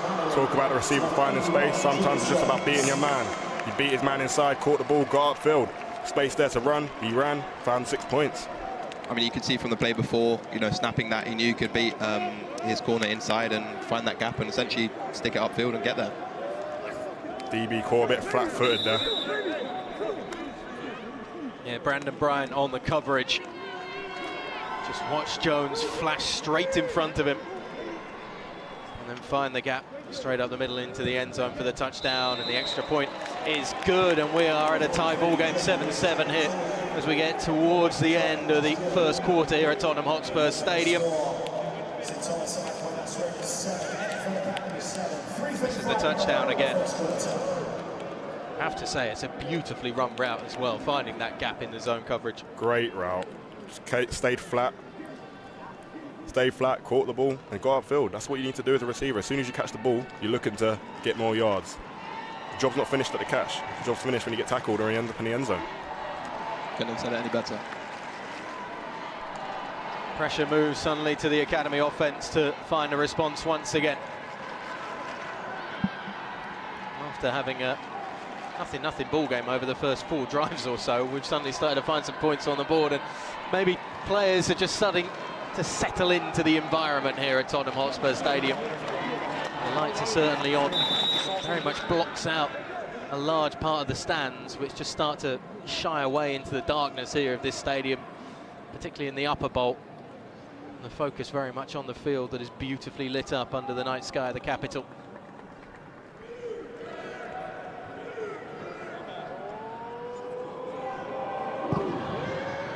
Tolorico sends it deep, sends it into the end zone for a touchback.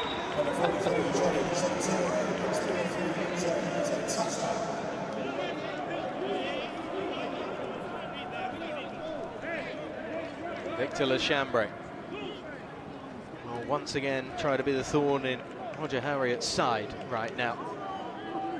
Very much a man of faith. I was told, actually, they're obviously at the game on Sunday. They landed on Sunday. The players and coaches went off to Mass, then they went to the game, and then they went to the hotel. I mean, it was a whirlwind straight away getting into London for some of these guys for the Raiders who have never actually been across the pond. Some of them have been on holiday to Mexico, Caribbean islands, etc., but have never had the opportunity to come all this way, learn so much about their family lineage, as Harriott was talking about in our pre-game show. It's a little dump off is neat and tidy to the Finnish tight end, Hapsalo. That's Billy. He's a big boy, 6'6", 230 pounds, and he can make plays. He's an athlete. He can use his hands, catch the ball, get upfield. He's a terror in a run game too. Great blocker. He's a very versatile tight end. Can do it all. I mean, we've seen it firsthand. He's not scared to get in the trenches, get messy, and essentially block and be physical. Being that tall, he can still get under you and block you. Big target as well for Victor Lechambre to aim at on those short routes. Sometimes it's a snap that goes right into the shins of the Canadian, and he has to dive on it quickly. It nullifies the gain and brings up 3rd and 6 for the academy. I mean, obviously that's unfortunate, but it's nothing we can't come back from. Seeing what they can do now here on 3rd down, and if not, then we'll punt it. So the bias is coming in then, is what you're saying, Rafa. Nothing that we can do, is it? Is to see the fumbled snap once again. No real fault of the man coming out of the gun. You just got to look towards the next play when stuff like that happens, though. Keep moving forward. That's what this offense tries to do. As once again the Canadian looks quickly to the sideline and then gets back ready in position. Snap comes, is fine this time. He's feeling pressure off that right edge, though. Good dump off to his running back Andrew Common out to the right sideline. It's going to bring up 4th down and maybe 4 yards to go for a fresh set of downs. The punt unit's going to come out once again, and Bobby Bridges will try and at least pin the American outfit deep. No real separation for Common over there on that far side of the field as he took the short pass. Smart from the St. Thomas defense. They sniffed it out. They knew where the ball was going, and they rushed to the receiver.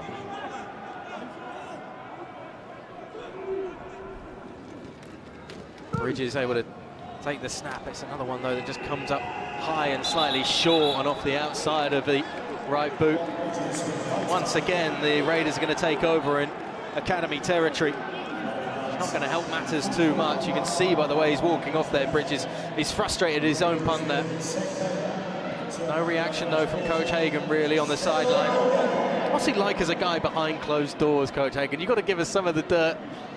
Is he an intense guy? Is he a relaxed guy? He seems to bond with the players so much over a season. I mean, Coach Hagen's incredible. It's like if you took a man, you know, with his experience and whatever, and basically threw him in a 30-year-old's body, like he comes into the gym at 5:36 in the morning, and you know, he'll be like, oh, let me in. He'll throw your weight around. It's just incredible. You know, the energy he brings to the team, it's unbelievable.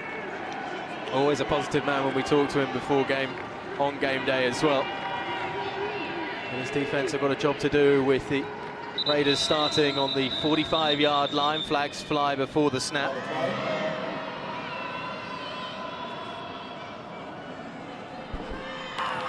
False start. 65 in the offense. It remains first down. They're still going to keep the Raiders just inside the academy territory. As the 5 yards marks them back to the 49-yard line. Big thanks to Brian Yates there. Would be remiss if we didn't mention that all of today's officials are members of the British American Football Referees Association. For information about becoming an American football referee, visit BAFRA website at www.bafra.info, as it's a neat little pitch and toss just to the right hash marks there, as once again we see Mallory connecting with Roche, one of his favourite targets. He at least gets the 5 yards back plus some more, as it's going to be 2nd and 5 coming up here for the Raiders. It's a tough job being a referee, but somebody's got to do it, and we do appreciate them doing their services tonight. It's the screen to Jones on the right sidelines. He makes his way up to the 20-yard line, forced out of bound at the 19. In fact, they are going to call it the 20, and the Raiders once again get into the red zone, once again finding some joy through their number 81. You see that crease open up with a screen. As soon as he catches the ball, sees that hole, takes off. I mean, as a runner having 56, you know, a big body in front of you blocking, almost like a freight train, gives you that space to kind of use him, work around the block and make a play. Yeah, 275 pounds of Jaden Dean just running in front of you is really going to help you out and give you some confidence to make some extra yards on that sideline. Mallory making adjustments once again, moving the running back to his left hip. And the option, they do give it to the tailback. Lemons finds a crease and then some. He's steamrolled at the 2-yard line, but not before a fresh set of downs, and he gets the Raiders knocking on the door of 6 more points. Again, you could just see that open up. It's a great job from the offensive line. How long does Mallory hold on to this as well? He's still got his hands almost outreaching, wanting it still from his tailback as Lemons takes it on. I mean, you can see number 5 Max reading it and not being afraid, even though he's smaller, just coming across and stopping the play. They give the handoff to the tailback once again, and Lemons gets his way in. Touchdown on the board for the US High School. St. Thomas Aquinas Raiders make it 13-7 with an extra point to come. This time the physicality of the ground game coming to the forefront, as well as that quick little screen pass from that connection of Mallory and Jones on the right sideline, all set up by the blocking. It's just a very complete drive, really, from the Americans.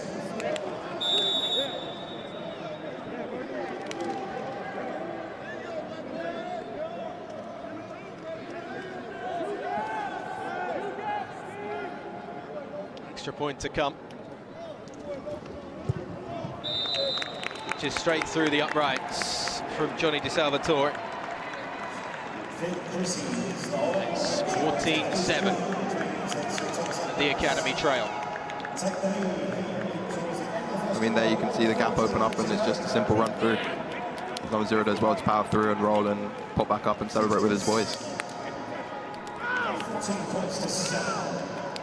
Yeah, the frustration of the field position to start that defensive hold for the Academy certainly being felt. When you've got a short field, it makes life a little more difficult to keep the offense out.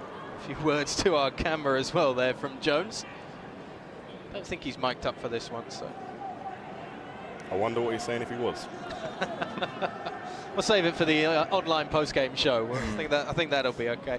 Just a reminder, by the way, tonight's showcase is made possible through the continued partnership between the NFL and Nike. This marks the 3rd consecutive year a US-based high school football team has travelled to London to face the NFL Academy at Tottenham Hotspur Stadium. Together with Nike, the NFL is proud to provide student athletes with opportunities that go beyond the field, fostering cultural exchange, global connection, and the continued growth of the game. A game that is certainly becoming more and more of a global game, as the increase not just in London games over the years, but Dublin as well earlier this year, hosting an NFL game for the first time. 3 high schools have come across it in the last 3 years to take on the academy. We've been to Sao Paulo, we're going to Rio de Janeiro, Melbourne's on the cards as well for the NFL.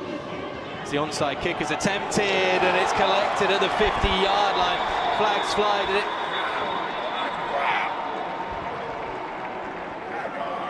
Samari Howard on the hands team. Did that go 10 yards though? The flag down on the field from the officials. Was the academy just caught off guard there? I mean, that was a great identification from the kicker to be able to see that that was a weak side and essentially target it with a perfectly timed bounce. And as you can see, it's put the academy under a lot of pressure. There is no foul on the play. However, we have illegal touching by the STA short of the restraining line. Therefore, academy will take the ball first down at that spot. It's a big let-off for the academy. That's a huge let-off as we see it again. There's just hardly anybody on that near side of the special teams unit, and I tell you what, I am think he speculating about whether that went 10 yards or not. I certainly think that was caught at the 50. Look, sometimes you need a lucky break. Don't think Roger Harriott's going to be too pleased about the call. It looked like it was perfectly collected, really, by Samari Howard. But the academy will take over then. At the end of the day, whatever the ref says goes.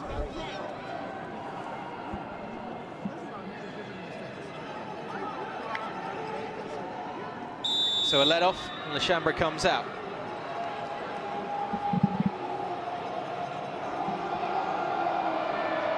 Twin tight ends, one left, one right. Murray going in motion as well before the snap as the Chambra stands in the pocket, throws, finds Wolf, caught on this near sideline. Just can't keep the feet in bounds to get the extra yardage out of bounds at the 26-yard line. Fresh set of downs and first down for the academy. I mean, the Chambra did well there. You know, you could see him. His first option wasn't there. He pumped, held it, patient, and found Luca open up. Luca just finding a soft spot there. Big target, easy to throw to. Got a big catch radius. Just made that little turn to get those hands onto it and keep his balance and get those feet down in bounds. Jeremiah Douglas, the one who was on the coverage, he was beaten to the corner route. As the Chambra comes out, 2 wide right, 2 wide left. Out of the gun once again, great pocket for the Canadian, but he's going to get flushed eventually, holding on to it for too long, and he's brought down in the backfield for a huge loss. Wyatt Smith in on the tackle, and that's one that Le Chambra is going to certainly feel tomorrow morning as he ran straight into it. I mean, the O-line did well to hold the blocks for as long as they could, but it gets to a point where it's just, you know, almost too much to ask for. If the ball hasn't gone, it's just keeping his eyes downfield for too long there, I reckon. At some point, he's just got to know to take off.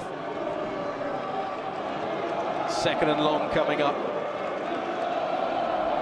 Loss of almost 10 on the play.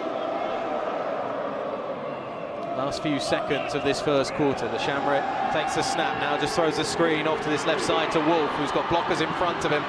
But they're outnumbered on this near sideline. It was 3 against 2, and Wolf is pushed out of bounds at the 25-yard line. Almost a gain from the original line of scrimmage of about 1 or so. In fact, they're going to rule him a little further out of bounds. It's going to bring up 3rd and 11.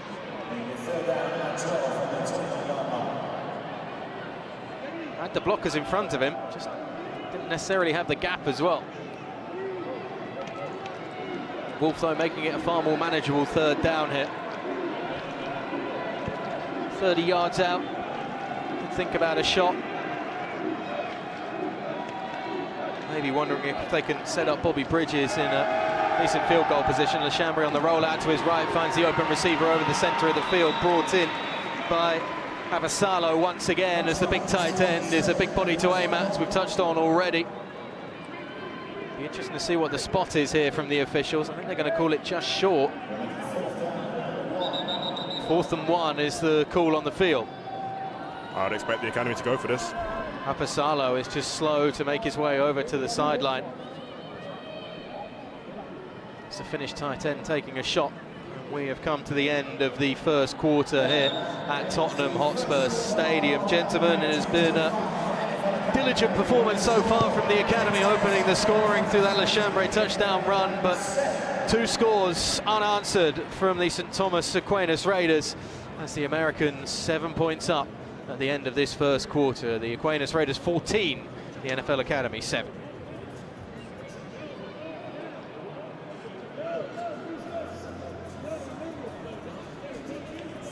Seb, thoughts on the opening quarter? Well, from both sides, I reckon it was a little bit of a slow start, but then the academy started to pick up momentum with that touchdown. A big run from Andrew, and then finished off by Victor.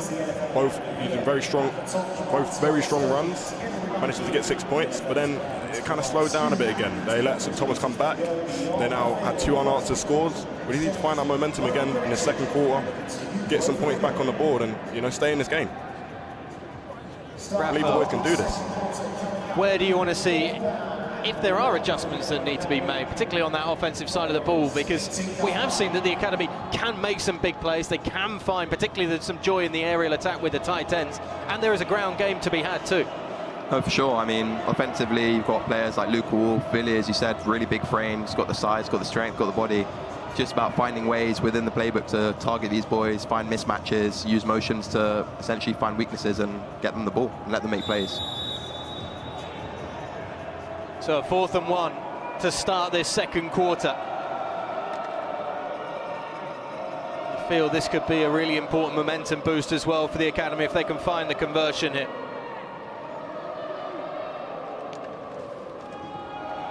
Just hand it off to their running back. Come on, get the yard and a half that's needed, and that's a fresh set of downs for the academy. I mean, his tight footwork, you can see there, he avoided the first steaming train coming towards him, managed to slip that and get the first down. Didn't go hunting for too much extra either, just knew what he had to get, got it, took the contact, held on to the ball. And now the academy have a fresh set of downs in a very, very dangerous area.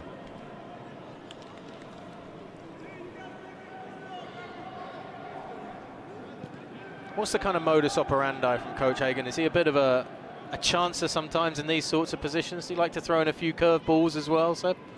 I'd say so. Our playbook's very versatile. We've got answers for everything, and I think Coach Clay, he knows what to call, and he's going to call the right things, and he's going to give the academy offense the best chance to put 6 points on the board this drive. Well, the Raiders have a man down on the field just for the moment, which is why we've got the pause in the action. So the Raiders defense just huddled down there at the 20-yard line, and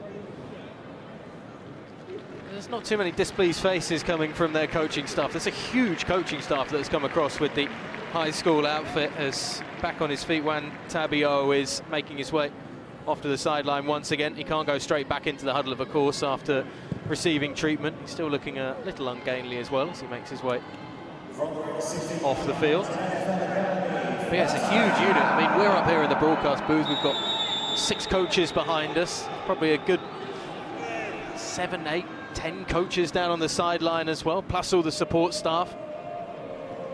The academy come out 1st and 10. 16-yard line. Chambra takes the snap, looking for that pitch inside. Beautifully worked, and blockers as well, as Wolf diving forward. Gain of 8 yards on the play. I mean, I don't know how he managed to get rid of that. I quite frankly thought he'd got absolutely sacked there. Saw him get the ball out, saw Luca dive for it, and somehow he's come out on top. Just shows versatility of Lechambre and how he's able to not only run past, but also make those clutch plays in the clutch moments. Julius Lefebvre, the one who was just pulling off the right side of the line and setting up, looking immediately to get into that linebacker core and secondary to provide the blocks for Luca Wolf. 2nd and 2 for the academy. Wolf now moves into the fullback position. Come on, straight behind his quarterback. They give the handoff to the running back. The flags fly and whistles blow as the play has to stop.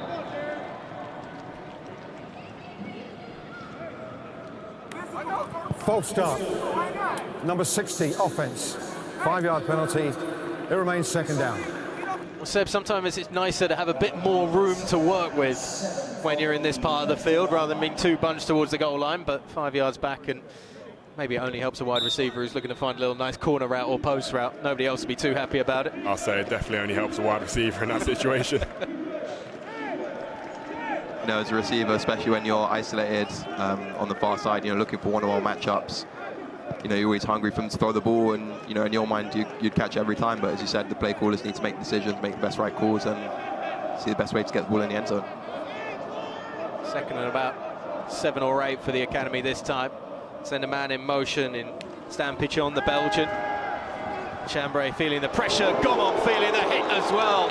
Hit at the line of scrimmage. Davon Adras, the first one to it, the first to make contact. And contact that I don't think Gaumont even saw coming. Had a touch of the Reggie Bush hit, of course, from back in the day. Hit by Sheldon Brown of the Philadelphia Eagles in the Superdome. That was catching the running back completely unawares, and he's still down after that one. I can tell you from experience, them hits hurt. When the ball's coming your way, you're not got your eyes on the defender. You're trying to see the ball in, and you just get smacked like that. Yeah, he's going to feel that one tomorrow. I mean, sometimes even if you can see them coming out the corner of the eye, at the end of the day, you've got to catch the ball. You've got to leave your ribs exposed, and sometimes you just have to eat the hit and get up and make the next play. I was going to say, it's almost worse if you see it coming, isn't it? Because you still know you have to make that catch, but you know the contact's coming. Credit to the Canadian for holding on to it, but he's had to make his way off to the sideline for the moment. And there's a big hug as well for Donovan Adras in the aftermath of that hit. I reckon Andrew's just caught a little wind, you know, just a little winded. I reckon we'll see him back in the game soon. Do you have a word with your quarterback after those sorts of passes? You say, look, it's all fun and games, but trying to get me killed out here. Honestly, no. I'm hungry for the ball. Every time I'm on the field, I don't care. I want you to throw me the ball, so I wouldn't be mad at him for throwing that. Rautanen in the backfield instead. 3rd and 8 for the academy. Send a man in motion and pitch on once again. And Chambray steps up into the pocket, now rolls out to his right. He's got options if he wants to use them, but he's going to use his legs instead, brought down at the 10-yard line, and that's going to be 4th down and about 4 yards to go for a fresh set of downs. I mean, Seb, you were calling and pointing, or trying to call anyway. I don't think they'll be able to hear you from up here, but certainly there were options for Chambray if he'd been able to keep his eyes upfield. There definitely was, but you know, we're not in his position. We don't know what he can see at the time. Philly definitely wide open there, screaming for the ball. Could have been 6 points, but sometimes you've got to trust your gut. If he wanted to take off, he wanted to take off. And they'll trust the boot instead of Bobby Bridges. 27-yard field goal for the Englishman. Snap and hold are good, and the kick is good. 3 points on the board. It's a 4-point ball game. The academy still trail, but they have a scoring drive here to start this second quarter. Nice little comfortable kick there for Bobby. You know, after being quite frustrated after the last few kicks, he managed to brush it off, and now hopefully see him in his bag making these kicks and basically showing us what he can do. That's the Bobby Bridges we were seeing in warm-ups. That's the Bobby Bridges we hope to be seeing for the remainder of this game, as well as the St. Thomas Aquinas Raiders will come out. I mean, spoken about the kind of heritage of this team in terms of the national titles they have, the state titles they have. The alumni list is something a little ridiculous. Philip Dorsett, Asante Samuel Jr., the former New England Patriots running back, James White. Michael Irvin might be the biggest one probably on that list. Wow. But I will give you perhaps one better than Michael Irvin. Probably same level, but in her own sport. The great Chrissy Everett, tennis fame, tennis Hall of Famer. She is also an alumni from the Aquinas Raiders. I mean, the list goes on. Jason Duffner, the golfer. They've got Philadelphia Union soccer players. They seem to live and breathe sport like so many high schools do. And when they have that catchment, particularly in a state like Florida, they can catch the best of the young athletes and get them through their doors and turn them into some of the biggest sporting machines across multiple disciplines. As the kickoff is fielded at about the 25-yard line. The Raiders are going to start at their own 34-yard line in their own territory. Another pooch kick, another return as well for the number 20, Isaiah Calixte. Plays with his brother Blake Calixte, who is the number 19 and wears quarterback, number 20. Next to his brother on the depth chart at running back. Might get to see the Calixte brothers in on that offense at some point. I think only if the Raiders start to open up a large enough lead, we'll see some of the second and third string guys coming in. It was the aim of Roger Harriott coming into tonight that some of the depth players could get an opportunity this evening. 1st and 10 coming up for that Raiders offense as the academy shows pressure up the middle. It's only a 4-man rush though. It's kept by the quarterback, and Mallory is going to be forced back, able to escape the rush. Quasar, the last one in on the contact, but there are a few bodies in there once again, stuffing every single hole on that offensive line. It was Moritz Strempel in there first. He was one to make the initial hit. Joel follows in, leading to a big loss for St. Thomas. I mean, Moritz and Joel as a duo, it's just, you know, having trained against them every day, day in, day out, you do come out from practice limping a bit, kind of feeling a bit bruised and battered, because they just come down and just want to hit you in your face every time, and they're both serious athletes that can really come downhill and hit you. Academy showing blitz once again. They bring the pressure as well as Mallory just tosses it out to the wide out on that far side of the field, brought in by Calixte, I think it was. And in fact, it was Sean Thompson, excuse me, on the catch and grab, and makes it a little more manageable 3rd down coming up here. 3rd and 4 for the Raiders.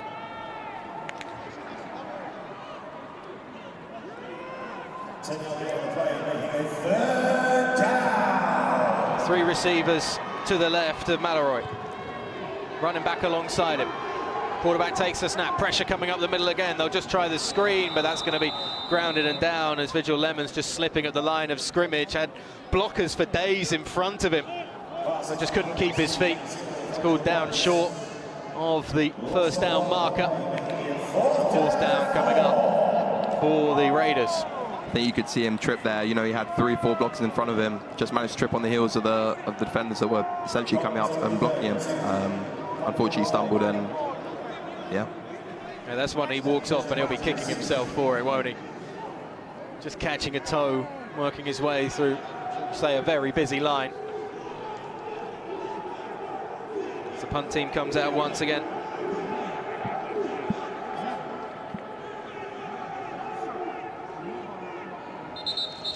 Flags fly on the field as well before the punt gets off.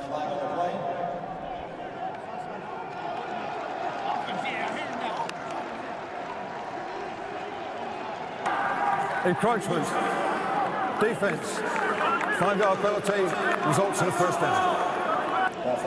And that's a killer. The academy defense moving into the neutral zone. 5-yard penalty, fresh set of downs for the Raiders. It's silly things like that that just cost you slightly in these games, and the drive continues now for St. Thomas. 1st and 10 now up for Mallory in the offense.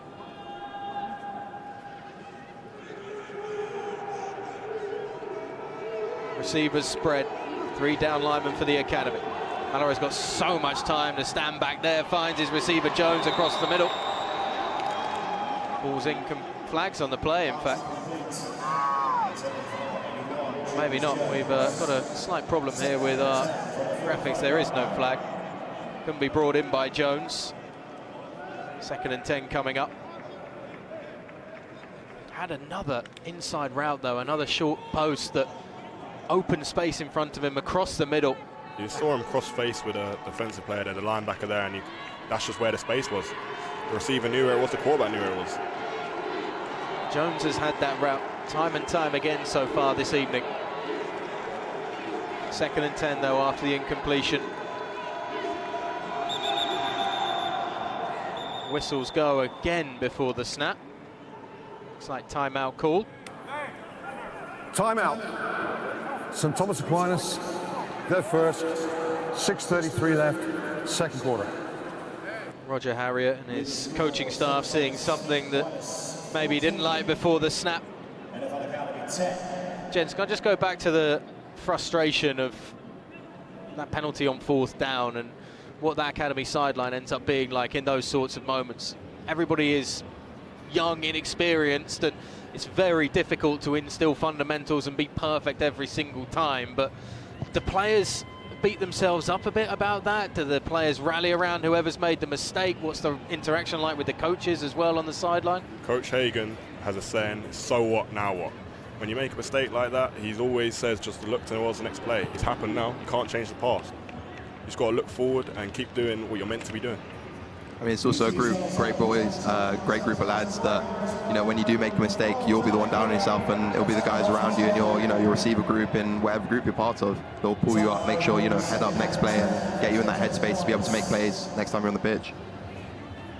Yeah, and it's a group that has to come together and has to gel as well. You get people from every nation across Europe wanting to be involved in the academy, and further and wider than that as well, as 2nd and 10 comes up for the Raiders offense, falling forward for a minimal game after the stuff up the middle coming from Yassir Sani, able to get in on the action, and there's absolutely no room whatsoever for Isaiah Calixte. Staying in as well after Lemons had that slip on the screenplay. 3rd and 8 coming up. Calixte is the running back once again. 3 receivers out to the left, 1 receiver to the right. John Thompson on his own in one-on-one coverage on that far side of the field, as again the academy look to maybe bring pressure on Mallory. They do, and he tosses it deep, and it's over the head and incomplete, as Roche had an open field in front of him. Ball just overthrown slightly for the star receiver. That makes it 4th down. Great route, he was wide open there. I mean, as a receiver, you know that feeling, being trusted to go down on those deep routes and your quarterback trusting you to go get it. It's just unfortunate, just had that little bit too much of a touch on it, just outside of his reach. So the punt unit back on the field once again for St Thomas Aquinas. Tolerico looking to find one off the right boot to pin the academy deep. It's an almighty punt as well, all the way back to the 7-yard line, but there is a chance for a return. A step from Stan Pichon, but he's not going to make it back past the 12-yard line, and the academy take over once again deep in their own territory. Trailing by 4, but holding the Raiders off the scoreboard once again for another drive as that defense comes up. How about that for a punt as well? We've talked already about the field position game and how it's important. The Aquinas Raiders have certainly got an almighty leg in their kicker. Completely flipped the field. Not quite coming out on top of their own end zone, but there's not going to be too much room for Le Chambray and that offense to operate in. 2 receivers, not quite stacked, but certainly in the wide position on the left side of the field for the Canadian. Running back alongside him as well. 2 tight ends on the line as they send a man in motion. Chambray stands, contact coming, and he's going to get eaten up. Shiloh Dent in on the tackle. Chase Goodrich as well, another one who's been highlighted as one of the stars on that defensive line. But the initial contact coming from Donovan Adras once again as well. About 3 linemen able to penetrate the offensive line there. Stuff them in the backfield for a loss. That is the meat in the Raiders sandwich that Le Chambray being turned into.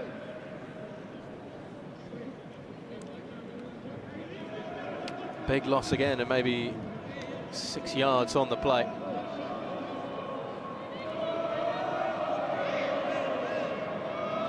Brighton and behind Le Chambray in the running back position. They fake the handoff now. They just roll it out to Wolf on the short route. Gets to maybe the line of scrimmage and possibly an extra yard, but it's a 3rd and long coming up for the academy offense that are just starting to stall slightly now as the Raiders defense is kicking into gear. I mean, you can see the St. Thomas Aquinas' defense, you know, their patience, they've been taught well. You can see them wait, see what the offense shows them, and then as you can see, they kind of swarmed the area and didn't let Luca Wolf even get a yard. Luca Wolf was the easy outlet. It's a difficult one again with Le Chambray rolling to his left as a right-handed passer, but again, both of you were pointing to slightly further down the field as maybe there could have been another option open a little deeper. 3rd and long coming up for the academy. Once again, a look to the sideline from the quarterback before the snap. Gets it, stands almost in his own end zone, flicks it right down the sideline. Hold up, he got Jamil Seka. He got feet. Trying to rise to the occasion. Le Chambray went for it all and then some on 3rd down. Seka saying there's no more I can do than that in his attempt to try and make the play. Great hands nonetheless. I do think he got feet in there. Let's have a look on the replay.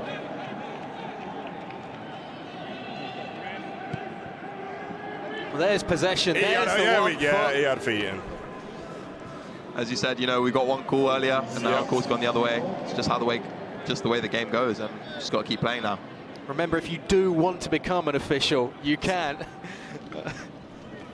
We'll read out those details once again later on in the broadcast as the punt is sent away. And fumble as well! Bobbled by Douglas. But the Raiders are going to keep hold of it and keep possession. Just about a couple of heart-in-mouth moments for the NFL Academy, who perhaps were denied off a wonderful throw on from Lechambre down the right sideline to Jamil Secker, and then almost as well thought they were coming up with a turnover after Jeremiah Douglas fumbling the punt, stand pitch on the gunner there to make the first contact, but couldn't come away with possession. Do apologise to any Bafra officials who were offended by that. Of course, they do a wonderful service in Brit Ball, as well as, of course, on nights like this for the NFL Academy.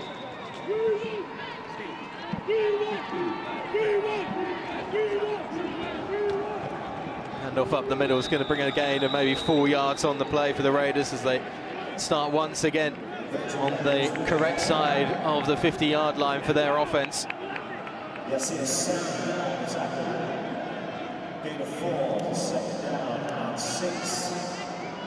Once again, it's a spread formation for Mallory and that offense.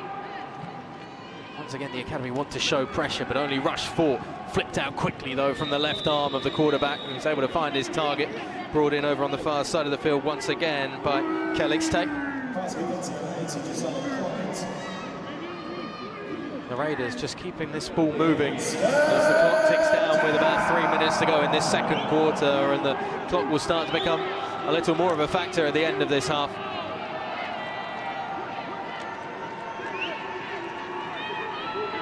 They like this 4 wide receivers spread evenly left and right at the moment for Mallory. Fakes the handoff, throws it out on the wide receiver screen to the right side of the field, fighting for extra yardage as well, but there's absolutely none coming in on the second tackle. So Volgemuth to make sure there was no extra yardage gained. It's going to bring up a third down, as in on the screen was Josiah Crockett. Jaden Smith, the initial tackle, managed to hold him up so his teammate can come help and bring him down. It's good defense, great defense. Yeah, the former London Warrior brings up 4th and short here for the Raiders. London Warriors, of course, beaten earlier in the year by the Bristol Aztecs in the Brit Bowl Championship game. Mallory trying to escape the attention of those in black jerseys, and he does get 3 yards to bring up the first down for the Americans. Once again, using those legs and that agility as well that he clearly has, the young man.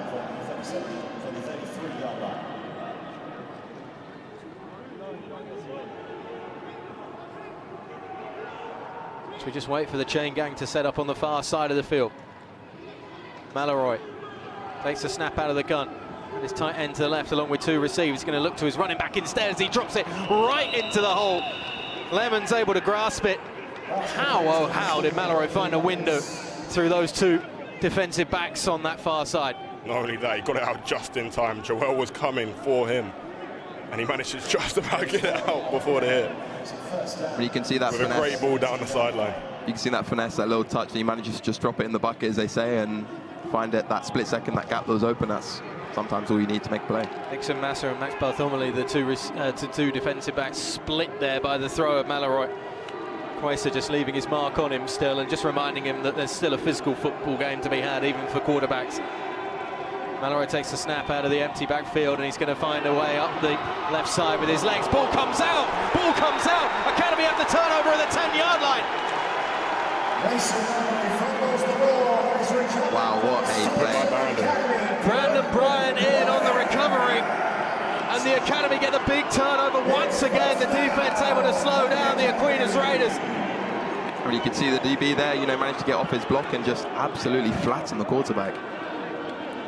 Huge hit from Max Bartholomew. That's what Max was known for, you know. I've taken quite a few hits from Max in my time in the academy too. I mean, small, but he can pack a punch. came in like a torpedo.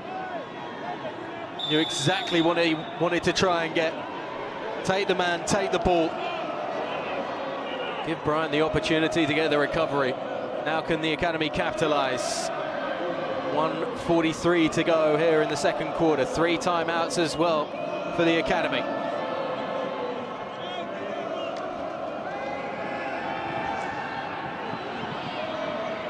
Just a quick dump off as Chambray just finds a way on the left side. And they're going up to the 40, up to the 30.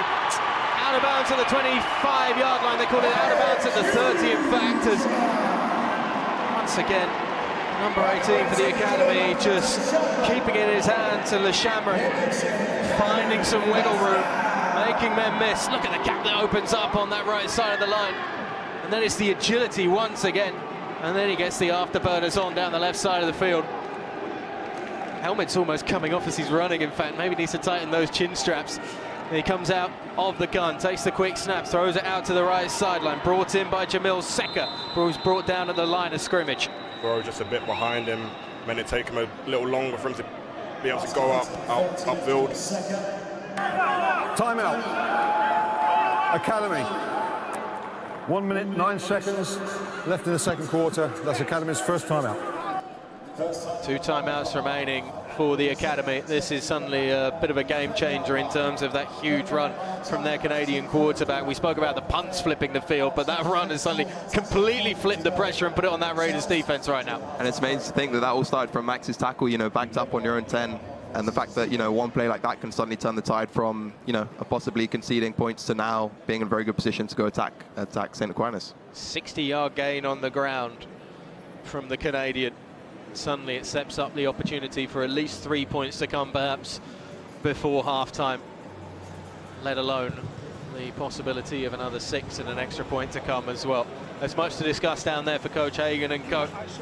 And I'm thinking as well, Victor Leshambray probably just wants a little bit of a breather too after that. They were quick to the line and quick to get the snap out once again for that first down play, but Leshambray now gets his opportunity to get some air back into those lungs, and the offense sets up for 2nd and 10 on the 30-yard line.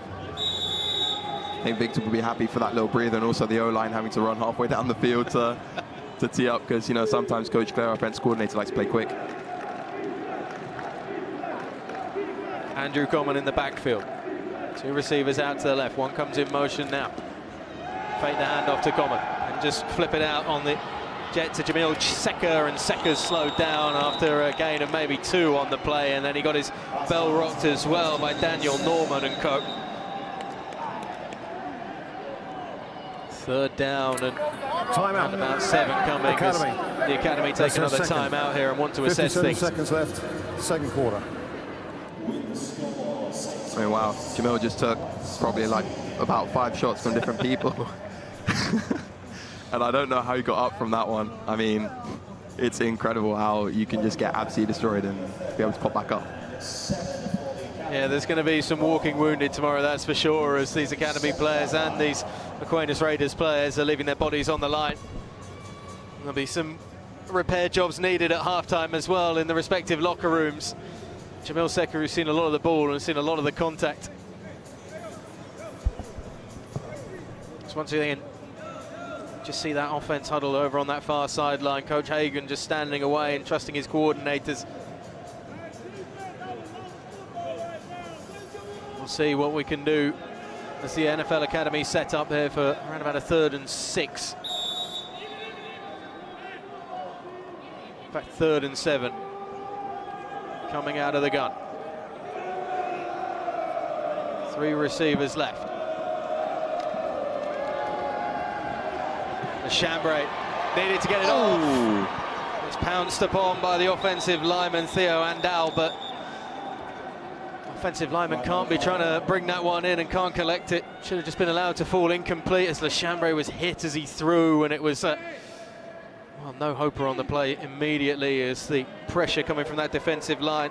Chase Goodrich in on the action. I think when the O-line saw the ball being thrown, he saw his opportunity to get the ball and maybe score a touchdown from there. You never know. I think he got a bit excited and, gets pulled back for the Academy. That's why the flags are down there on The the result field. of the play was an incomplete forward pass. However, we have intentional grounding. against the quarterback. 5-yard penalty for a spot the foul. Foul includes loss of a down, 4th down. So they call it intentional grounding on the Canadian, which seems a little harsh considering how much he backpedaled, and surely can't consider that still being in the pocket at this point. I know you have to get outside of the tackles, but there's also a depth you can go to. Ball has to go across the line of scrimmage, but you could argue that he was being hit as he threw it. Either way, it's 4th and a mile, and the punt unit is out. Bobby Bridges will just try and pin the Raiders deep this time, and we will see perhaps what the Americans can do with 2 timeouts remaining. Probably about 40 seconds are going to be left on the clock after this. Bridges, can he pin the guest to Tottenham Hotspur Stadium inside the 10? Well, it's inside the 20 instead. And Bridges once more gets a few high fives for it, but it's fairly tidy field position coming up here for the Raiders. Put it out of bounds at the 23-yard line. And from what we've seen as well from the Raiders offense, they can move the ball in heavy chunks, much like we've seen from the academy tonight. You wouldn't say anything's safe, particularly with 2 timeouts as well. No, for sure. I mean, you can see, the academy's not taking risks. You can see on the kickoff, Bobby Bridges deciding to kick it out rather than giving the returners a chance to run it back, and, trying to manage the rest of the quarter and see what can come from the next ones. 44 seconds on the game clock here in the second quarter.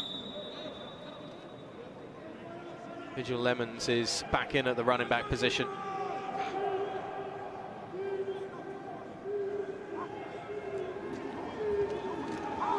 Quarterback gets the snap, throws it into double coverage, but it's still brought in by Finn Chrissy. Was able to hold on to it. Strong hands there from the receiver, an invaluable trait. That composure to sit there and know that you found the gap, but you're about to get tackled by 2 guys is that composure and confidence. Mallory looking for Jones down the left sideline, steps inside as well, and Jones is going to take this one to the house. 10-5, touchdown. Receiver has found a soft spot in his own. Quarterback knew exactly where he's going before the play, and results in 6 points for St. Thomas Aquinas. It's a heartbreaker just before halftime. A body blow right into the gut of the NFL Academy, but it's been a threat that's been there all evening long from the star wideout Julius Jones. I mean, you can see that Florida speed as he pulls away from the defenders who are coming across and just manages to waltz into the end zone. Giving the finger wag as well. Thankfully didn't drop it like we saw from the Arizona Cardinals on Sunday before going into the end zone. Fundamentals very much on show here tonight as the extra point goes through. Another 7 on the board for the Raiders. Frustrating moment for the NFL Academy to see a quick 2-play drive go to the house for a touchdown right before halftime. There's 1 timeout and 12 seconds left for some sort of rebuttal before the break. As you said, they had 40 seconds left on the clock, had the 2 timeouts. You can never count them out, especially with their talent. This is, again, it's this move. Well, this is the one that's set up. Then the touchdown grab for Jones here, but it's this move that he makes, just stepping inside, and slight overcommitment as well from the DB in coverage. I mean, I think the receiver does well, especially the DB thinks he's going to be outside, but as you see, he kind of comes onto the ball moving, catches it, and basically takes it on the move. And that manages to get a weak shoulder on the defender, and as you said, it just opens up. Julius Jones has got more of a Julio Jones vibe about him right now in this game. He's been a bit of a game wrecker, the number 81 for the Raiders. Probably lacks a bit of the physicality that Julio Jones used to have in his heyday. See one of the O-line in the element.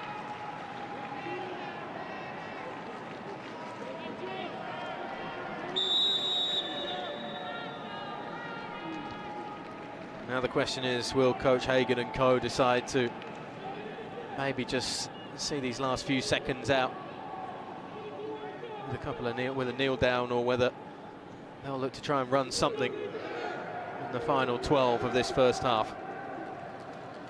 I reckon that all depends on what they can get on this return here.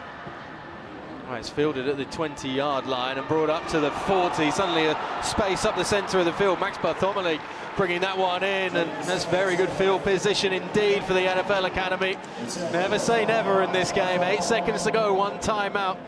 There's at least a couple of chances to try and get a few extra yards here. I mean, you could see him just break through there. Unfortunately, tripped up by the last defender, but as you said, you know, moments like that can be the difference between running at home and being in a better position to score.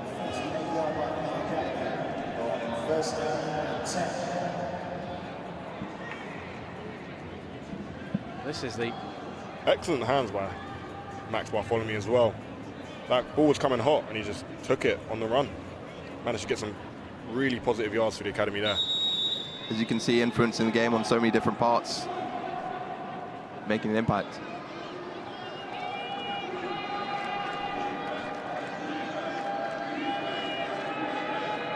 Chambray.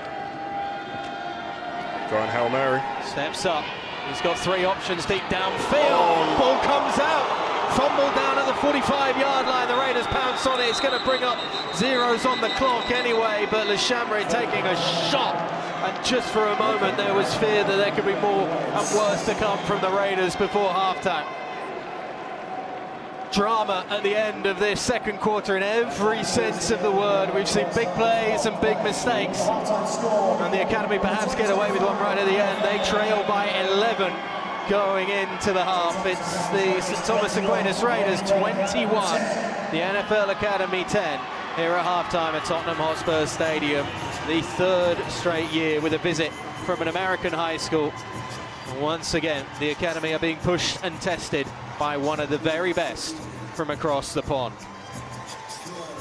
Raf, it's been ups and downs for both offenses and defenses for both teams as well. Big takeaways, first and foremost, for the academy coming off at halftime. I know for sure. I mean, you could see how kind of nervous and timid they were at the start, but after that first score, you could see the boys in the huddle getting ready to come out, getting really excited, G'd up, and now deciding to try and make plays, seeing the offenses being able to make plays, and then the momentum shifts to defense making really big plays and putting them in scoring opportunities. And it's just kind of trying to keep off the back of that and not letting it flip-flop from one to the other, and kind of the team coming together and essentially dominating off the opportunities they get given. Seb, I know you've been scouting a lot the Aquinas Raiders, so you know all the ins and outs, but what do you think needs to be shut down from particularly their offense, and to some extent what needs to be slowed down on that defense for the academy to be able to get back into this game and start eating into the 11-point deficit in the second half? I think it's quite clear that St. Thomas are a major threat through the air. We need to find a way to stop their receivers from finding them soft spot zones. Need to be tighter in coverage. That's what's eating away at the academy. I think overall the defense are doing a good job, you know, held them to 3 scores and a really good team. But for us to come back in this game, we do need to tighten up the coverage there. Coach Hagen always says compete, compete, compete. The academy so far have competed in this first half and then some. We can see how they've competed in the highlights from this first half. And gents, as I say, we've seen a little bit of everything. This was perhaps the biggest breakthrough early on from Andrew Gommon, the Canadian running back, with a huge burst up the middle and able to break it out into the space on the left sideline. And that set up the opening score of the game for the academy, with Victor Le Chambray able to use his legs to escape the pressure and escape his way into the end zone. We've not seen him use his legs too much tonight though, Le Chambray. He's been kept and contained in that pocket for quite a bit. We have also seen him break a touchdown there and a massive run for about 60 yards. You know, he's dangerous, you know. He can do it with his arm, he can do it with his legs, as you can see here. When he goes big. He does go big. I mean, you know, as a defense, you know, trying to contain him, knowing that if you're trying to push one way or the other and even the smallest gap opens up, that they can be running at home. You know, it's a massive threat that you have to account for, and means that they might not be able to pressure him just as much. But a man who's been a thorn in the NFL Academy defense's side, Julius Jones, getting the quick rebuttal on one of those in routes that we've seen time and time again from him this evening, and just hasn't really had an answer for it so far tonight in that secondary coverage. And then Vigil Lemons then with a big burst up the middle, setting up the second touchdown for the Raiders. Shown the threat in the air, they've shown on the ground as well through Lemons, who could have had a bigger game were it not for a couple of stumbles and some really good resiliency from that defensive line as well from the academy, but 2 yards out was perhaps asking too much to stop the Americans from finding another 7 points.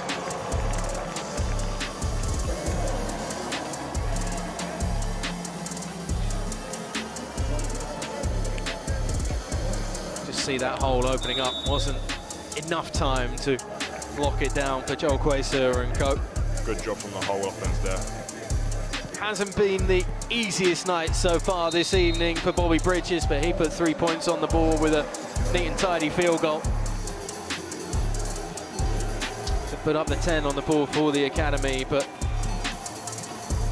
again, it's been the mobility of Mason Mallory that's been a thorn at times in the academy defence's side. This time, though, he was met by the absolute torpedo of Max Bartholomew and Brandon Bright jumping on that one to get the big turnover. He was ready for that hit, but it just came so hard that the ball still came out.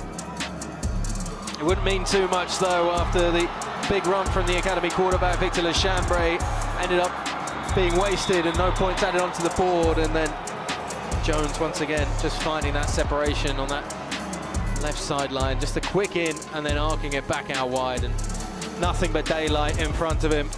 Such a good route runner. Julius Jones has certainly announced himself on the Tottenham stage here. The fumble from Lechambre just before half-time, bringing up the zeros on the clock, and yeah, that's one that will certainly leave him a little winded going into the break.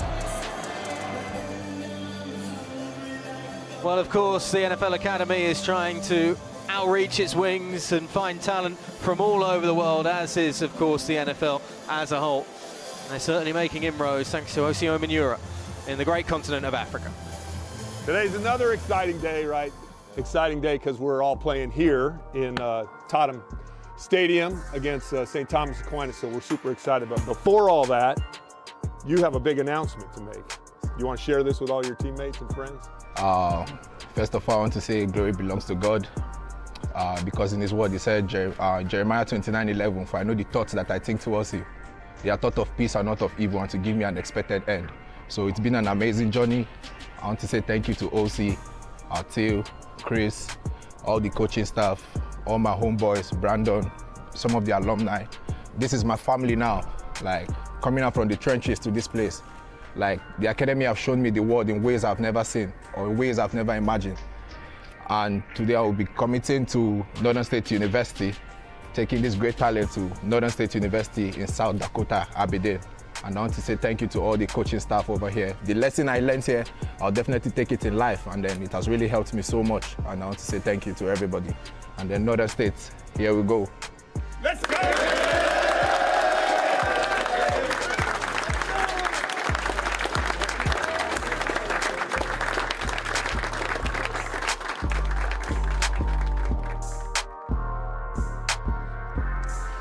Yeah, great to see Benson Jerry there committing to his university, Northern State, the D2 offer. And we see these players, we've had players on over the last couple of years that we've talked to. Yes. Daniel Akinkunmi was another player who I still follow, and I mean, his journey is absolutely fantastic, and he's really gone on to great things. And, you know, for a player that was voted the defensive player in NFL Africa in 2023, then came over to the NFL Academy, and now he's going on to take his career further in the United States of America. I mean, it's an amazing path, and the NFL Academy has given him such a great opportunity. No, honestly, you know, Osi says it best, you know, and this is his baby, and this is something that he's very passionate about. He says that talent's everywhere, but opportunity is not. And that's what this program is creating. It's creating the opportunities, and these kids are capitalizing and making the most of it. And it's, as a Nigerian myself, as seeing his journey, you know, and everything that he's overcome, and those get to just this step alone, and I know how much he still has to climb is amazing. I'm proud of him, and I wish him the best on his journey. Yeah, it's going to be a fantastic journey to watch, and something that you can relate to hugely. Coming to the United Kingdom at the age of 10, you just told me there, yep.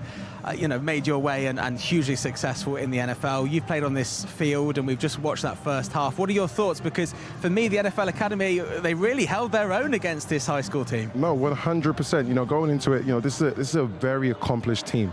You know, they've got some amazing guys that are in the NFL right now, doing some great things. They've a really good program.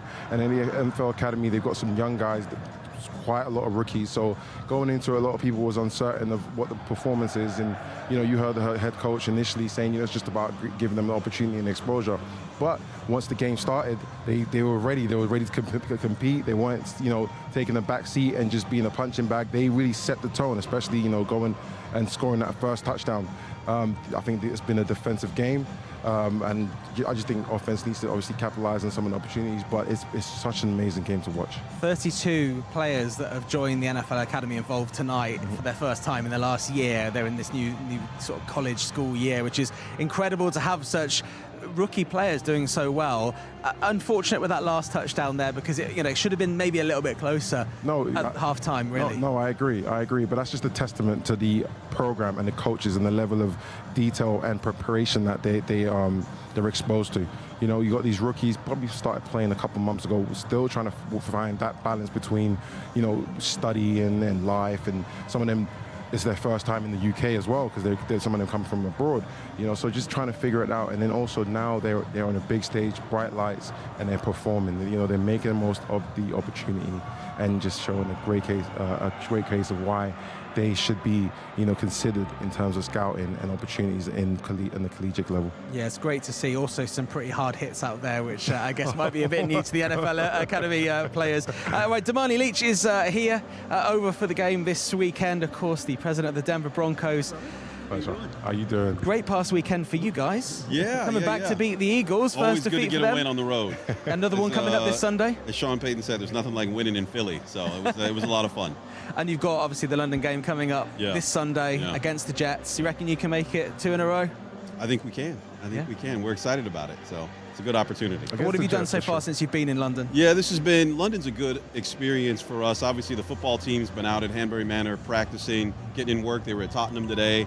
At that training ground, which is beautiful, getting some work in there. And then we'll have some partners come in. We'll host them. We'll do some fan events on Saturday and Sunday with about 1,200 fans who've registered to come to our pub in Trafalgar Square. So we're looking to do everything. Nice. The fans are always really hyped to any team coming over in the United Kingdom. But the Broncos, I think there's a lot of fans here in London and across the UK.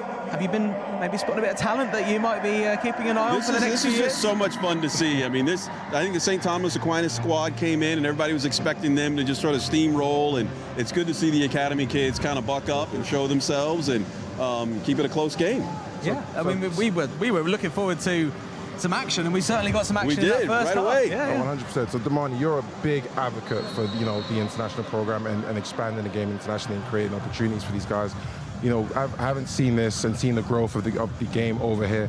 What's one thing you want to see from the academy, and also just the expansion as well globally? Yeah, I would love. I am. I'm a big advocate. I'm a big fan. I'm a big believer.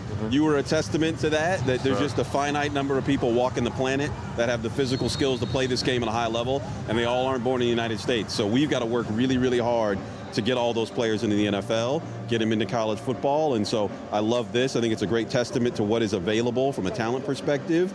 I'd love to see more academies. I know we're putting one in Australia. I'd love to see one in Africa. Would love to see that. So I would love to see that. And I'd love to see what we saw at halftime, these players getting scholarship opportunities to come to the States, get a great education, but also continue playing and have a chance one day to play on Sundays. And the game itself is really growing all around the world. We're seeing, we just had the game in Ireland, which is a huge deal. Yeah. We see Mexico, we see Brazil, we have Spain as well, which a lot of people in Europe are looking forward to. It must be great from your perspective to just see the game growing outside of the United States. It really is. I think when I was at the league, I think we had maybe 3 international games. Now it's up to 7 in markets that I wish we were playing in. So I think that's great.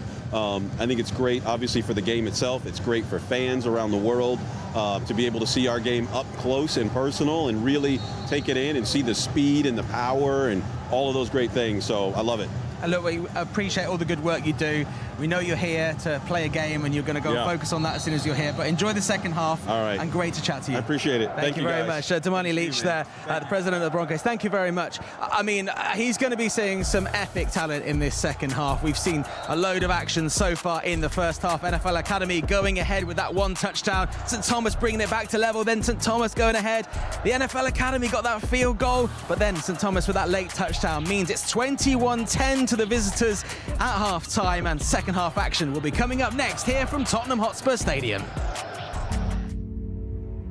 The NFL Academy, home of the extraordinary.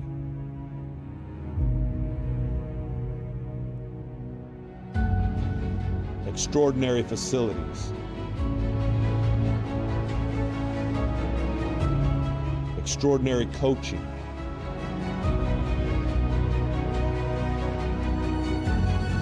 Extraordinary development.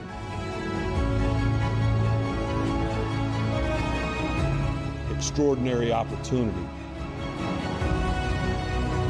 A place where in one moment you could change your life.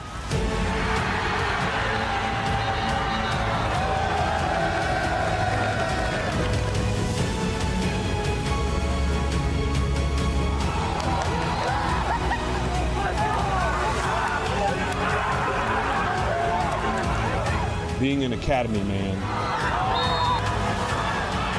means being extraordinary. Who's got it better than us? Nobody!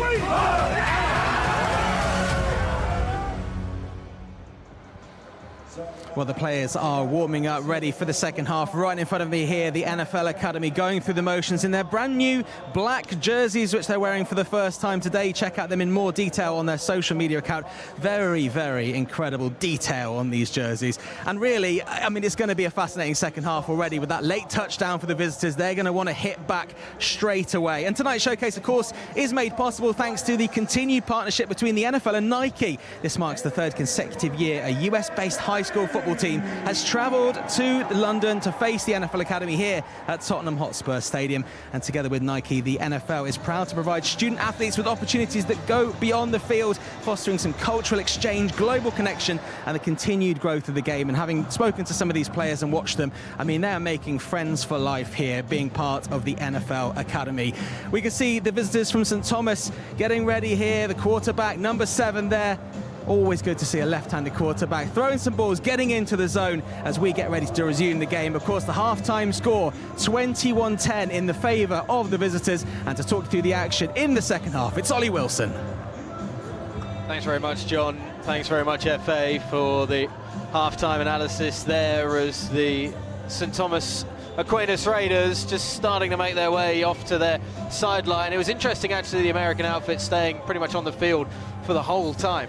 During halftime, they were congregated down in that little corner away to our left as we stand here just opposite the NFL shield, high up at the top of Tottenham Hotspur Stadium on the broadcast gantry. And yeah, they've remained out on the field for the whole time. The NFL Academy going across at the halfway point of that far sideline and going into their locker room for the debrief and the analysis, and a few rub-downs probably needed as well for some of those after some heavy hitting in that first half of football, but certainly a high level of intensity and quality on show, particularly for the St. Thomas Aquinas Raiders quarterback Mason Mallory, who, let's face it, he's a mobile left-handed quarterback who wears number 7. It's a pretty good trait in the NFL, on the field at least, and obviously the latter part of Michael Vick's career as well was pretty stellar in Philadelphia. Less said about the Steelers' years, I think, though, the better for poor Michael. It will be the Raiders who will take over possession after deferring the coin toss in the first half. And, well, it's important now for the Academy, I'm sure, Seb, that they get a stop early on defence here, just to prevent that deficit of 11 points getting broadened out any more so. It's super important that the Academy get a stop this drive, just to stop St. Thomas from gaining more momentum that they already have. For us to come back, for the Academy to come back in this game, they have to stop St. Thomas from making a gap in that on that scoreboard. It's a short kick that's fielded around the 25-yard line. There's a huge crease up the middle. Flags are going to fly, but Justice Fitzpatrick making his way all the way down to the 30-yard line on a huge kick return for the Raiders to start this second half. And we'll wait to see what the call is. Flags down at around about the 42-yard line away in Raiders territory. Feels very peculiar, I have to say, to be saying Raiders territory when there's no silver and black down there on the sideline, at least in the American sideline. The Academy, as we touched on already, in those brand new black jerseys that look resplendent under the lights of London. Illegal block below the waist. Number 17 in the kicking team. 15 yards, we tacked on to the end of the run. First down. Bobby Bridges with the illegal block below the legs, and that just tacks on another 15 yards to the return. As you can have a look here, Bridges in the centre of your screen, going low on Jeremiah Douglas. Superb return though from Fitzpatrick, and as the chain gang moves all the way down towards the Academy's red zone, we were saying that the Academy need to have a stop early on here in this third quarter, and unfortunately, Rafa, they're suddenly backs against the wall straight away. Yeah, I mean, they've been thrown straight in the pressure cooker, you know. St. Thomas will definitely be, you know, feeling themselves really excited about to come back out after half-time, you know, having returned it how the way they did, and, you know, now they're 15, 20 yards out. looking to make a play. Mason Mallory with 3 receivers to his left now after sending the man in motion. A look to the sideline as something's going to be changed with the call. Visual Lemons once again lining up alongside him in the backfield.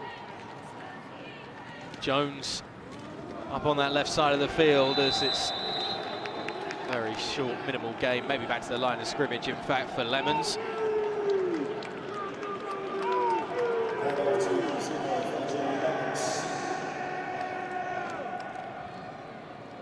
Great hit there by Tobias. Just stuffed him. Lemons staying in after that contact, albeit probably a little dizzier than he was 10-15 seconds ago. Mallory comes out of the gun once again, receivers out to the left, tight end on the left side of the line as well to give the screen inside, brought in, and it's a great tackle just to make sure that there's no extra gain because there were multiple blockers starting to pave a way for the wide out, just working his way up the centre of the field, but nowhere to go for Cody Connes. Big play there from Johannes to stop St. Thomas from putting 6 points on the board, forcing a 3rd down. And a 255-pound D lineman in on the stop, and a 3rd down coming up. This could be a really important opportunity for the Academy defence if they can find a stop, limit the Raiders at least to a field goal. Mallory. Receivers spread left and right. Running back goes in a route up the centre of the field. Mallory evading the rush, checks back to his right, finds his receiver wide open in the front corner of the end zone. Touchdown, St. Thomas Aquinas Raiders. Easy as you like for Chavis Linda, who had separation time. And Mason Mallory just delivering the perfect ball to it. You have to give the O-line mad credit there. Just gave him an eternity in the pocket. Scanned for his reads and get that ball out to the wide open receiver, just left there. Completely busted coverage. I mean, the quarterback, you know, able to just throw it on the move, just throw it effortlessly whilst he's on the move to the side, and as you said, identified the man wide open in the back of the end zone. So what happens if you give a quarterback with the talent of Mason Mallory too much time? That's the extra point, straight up through the uprights and good. It's 7 points on the board then. It's well, start behind the 8 ball for the NFL Academy here at the start of this 3rd quarter. It's a drive that's taken under 5 minutes, has put 7 on the board and leaves it an 18-point ball game for the Academy. And it came in such simple fashion in the end. Yeah, I mean, St. Thomas Aquinas is playing really well at the moment, you know, able to capitalize on situations, O-line holding up, receivers playing well. You know, as you said, a lot of people say that football's an individual team sport. You know, lots of people are able to do their own jobs that come together and essentially show themselves at the points that they create. Just put some pressure again on the Academy offense. We've seen the good, the bad and the ugly, shall we put it, in that first half. And most definitely. Certainly want to see a bit of the kind of Wild West attitude maybe from Victor Lechambre at the start of this second half. We know that he can be a gunslinger. We know that he can be a willing and mobile runner. We've seen both of those traits come to the forefront tonight. If Academy want to hang into this game, we are going to need to see a score this drive. Let's see if Jamal Seck can do something here. Yeah, Secker back to return at his own 8-yard line. Salvatore sends it into the night sky, fielded at the 5-yard line. A little bit of a crease on the right sideline, and Secker's off on the move up to the 40, up to midfield, pushed out of bounds, just shy of the 50-yard line, but a perfect return from the German. And Jamil Secker, one of the NFL Academy's big playmakers, hails from Berlin. Really, really fast, really elusive. Great hands, great routes, and you can see wherever he's put, special teams, offense, even defense, he plays a bit of that. He can do it all. He's a really, really efficient playmaker, and the Academy need to get him involved in this offense this half. Sure, that will be considered part of the modus operandi. 2 tight ends out there on the left side of the line. We've got Stan Pichon in the wide left position as Lechambre comes out of the gun. Just gives the handoff to Andrew Gomont, who tries to bounce one off the left side of the line. Was moving towards daylight, but that quickly became nighttime as there were plenty of defenders in on the tackle. Philip Goodrich, one of those first to meet him. You can see Stan Pichon on the as wide receiver there. You know, he wasn't able to get outside of his man and block outside for the running back to come out round outside, and you know, essentially meant that he got trapped and didn't make any gain. Andrew did well though, reaching out for that extra yardage. It could have been a no yards on a play, but he just managed to reach out there at the end. Yeah, picking up maybe 4, 2nd and 6 to come here for the academy. Once again, tight ends bunched on the left side of the line. 3 tight ends, it looks like, down there, but it's Wolf who's there. Great delivery across the middle instead as Secker brings it in at the 30-yard line. Everybody just expecting the run off that left side of the line that was stacked heavy, but LeChambre standing in the pocket and finding his wide out. As I said, they needed to get Jamil more involved in the offense, and that's what it looks like they're doing, because that's what the plays he's kind of capable of doing. Seb, your headset isn't linked up to the sideline, is it? You're not giving them key codes while you're up here. It's an excellent viewing position that we've got here on the gantry, and it's probably a little easier to see the plays develop than the academy coaches down there. As the academy come out once again, 2 tight ends on the right side of the line, receiver split left and right in the wide out and slot positions respectively. They bring that extra tight end into that right side of the line as LeChambre stands, rolls to his left, looks down the left sideline, goes looking for Common, but it goes incomplete. Just for a moment there, it looked like Jamil Secker had a break in towards the back of the end zone, but LeChambre just didn't see him, I think. Definitely had his man beat there, Jamil. But Victor wanted to look for the running back on the wheel route down the sideline. Just saw it in the... Just a little too outside. Andrew wasn't able to adjust that. Number 7 offense, 10 yards previous spot. It remains first down. 10-yard holding penalty on the play instead, sees the academy being marched back once again. Just saw it on that replay from behind LeChambre, the open route for Secker just towards the back of the end zone, but there's just so much pressure coming up in his face at times that he has to get on the move, and those eyes suddenly come down and start looking for those easy dump-offs instead. Not that anything was too easy, given up by the St. Thomas Aquinas Raiders on that play. 2nd and long coming up now for the academy. LeChambre rolls to his right, sits. Looked like he wanted to throw for the big one. Still might have it. Secker trying to streak across the centre of the field, deep down at the 5-yard line, as there's a bit of extra contact as LeChambre is shoved out of bounds. A little bit of 10-pin bowling there with the bench. That's not the target, is it? Try and take out 10 as you're going off to the opposition sideline. Might be part of the tactics. Take out one of the coaches, see if it can influence the game. LeChambre at time and time again. It's untidy, shall we say, from Philip Goodrich as he decided to not only get hands on LeChambre as he was going out of bounds, but then adding the throw down. No flags on the play, however. It's a minimal game for the Canadian quarterback, and it's 3rd and long now. Wolf and Hapasalo move into the slot positions on the right side of the offense. Come on alongside his fellow countryman once again.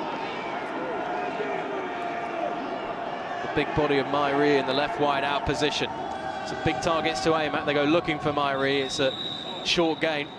Gets back to the original line of scrimmage, and 4th and 10 coming up. Great hands there from Devon. Ball looked like it was on his shoelaces, but he managed to get under it. I mean, you could see Devon there, you know, he got out the break well, and you could see him kind of looking back towards the QB quickly. Some of the guys that will be in town for this weekend taking in the sights and sound. Mason Taylor, the New York Jet, is of course St. Thomas Aquinas High School man, and Nick Bonito as well played his high school career here for the Denver Broncos. Those two will be meeting, of course, in the capital on Sunday. LeChambre, they're going for it on 4th and 10. Find the open man Wolf for the 10-yard line, and he's going to scamper in for 6 points on the board. What a way to show off in front of the big dogs from Sunday afternoons. And Luca Wolf celebrates in the back of the end zone.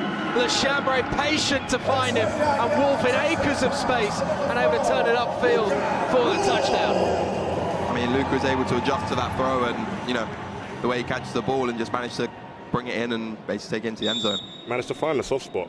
You can see he stops his route because he knows he's wide open. No need to keep running into coverage.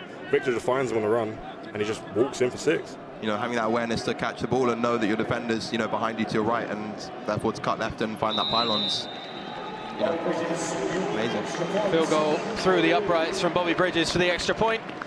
Have a look again at the presence of Lechambre and also Victor Wolf, just seeing the soft spot, as you guys say. Such a nice round from Luca. Great throw from Victor. And that's what links up for a touchdown. Little celebration there. A great celebration too. That'll do all out in California. The cow commit. Not so happy, though, the alumni watching on. However, the Academy are back in this ball game, 17-28, back to the 11-point advantage that St Thomas Aquinas have, as Steve Hagen just having a word with his special teams unit here before kickoff. Roger Harriott maybe having more of a game than the Raiders were necessarily expecting this evening.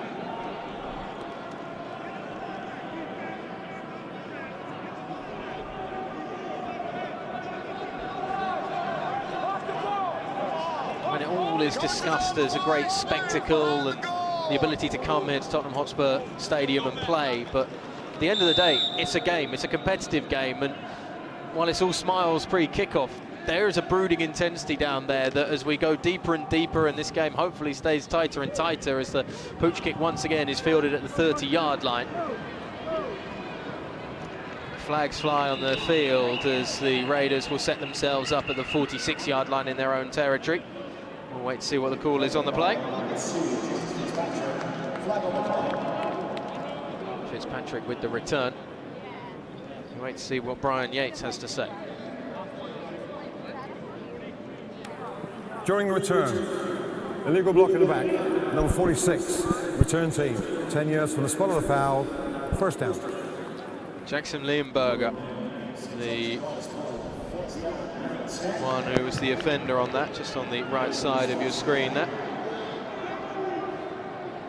See the number 46, yeah, goes in on Nixon Massa.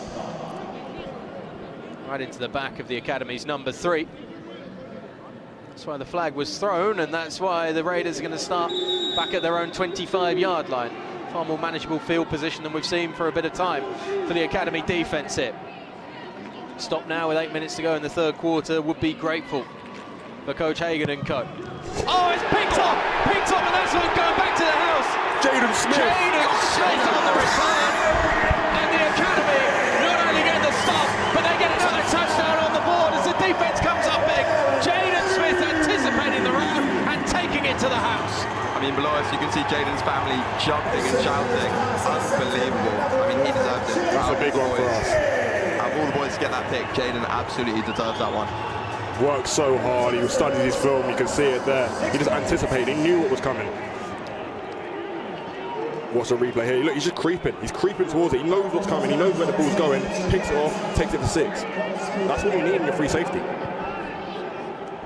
The London Warriors man perhaps gives the Academy's hopes real lift-off in London tonight. Field goal is no good on the extra point, the block on it, the line of scrimmage, but that's not going to calm down any of the momentum and adulation on that Academy sideline right now. See it again here. Knew exactly where that ball was going almost before it was thrown. Buzzing for him, honestly. Such a good guy. Works so hard. I mean, we saw that route being thrown earlier by St. Thomas Aquinas. You know, that route was tearing through the defense. Defensive coaches definitely would have picked up on that, given little notes to the players, and as you see, Jaden saw it, read it, and cut it off, and ultimately led to points being scored. Now it's a one score ball game. Yeah, the Academy trail by 5. Not only that, you can see the reaction from the sideline that that interception return for 6 gives as well. Every single Academy player desperate to get that pound the helmet, that jump on the back of Smith after the big score. It just lifts that feeling after what's been a difficult start to this third quarter as well for the NFL Academy. It's that huge lift suddenly reinvigorates everybody down there on the field. I mean, it's that brotherhood. As you know, all these boys are living away from home, sometimes out of the country, which obviously a lot of the high school kids wouldn't have endured or been able to experience. and you know, be able to live together, eat, sleep, breathe together means that, you know, when one of us wins, all of us wins, and when one person loses, the rest are there to pick them back up. Yeah, Coach Hagen's discussed in the past how he almost had to take over the role of father figure and as well as the coach of the academy players. As you can see, the Smith family enjoying still their moment in the sunshine tonight. Bridges with another pooch up to the 20-yard line. It's fielded and brought up to the almost the 30-yard line by Jeremiah Douglas.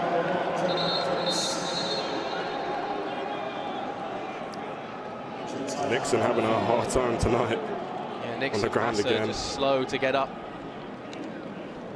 He's at the 30-yard line and staying sat down on the deck right now as once again the medical crew and Coach Hagen make their way out into the field. You can't miss Coach Hagen. He wears that cap.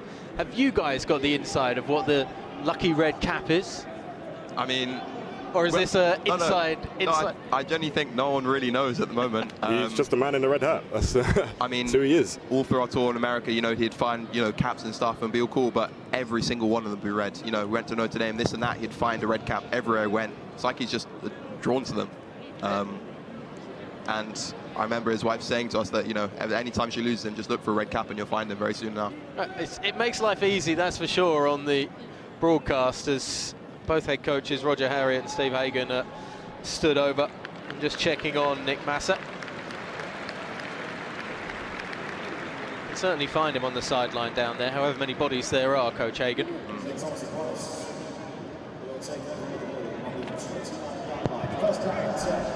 So the Raiders offense comes out. 1st and 10. 4-point ball game midway through this third quarter.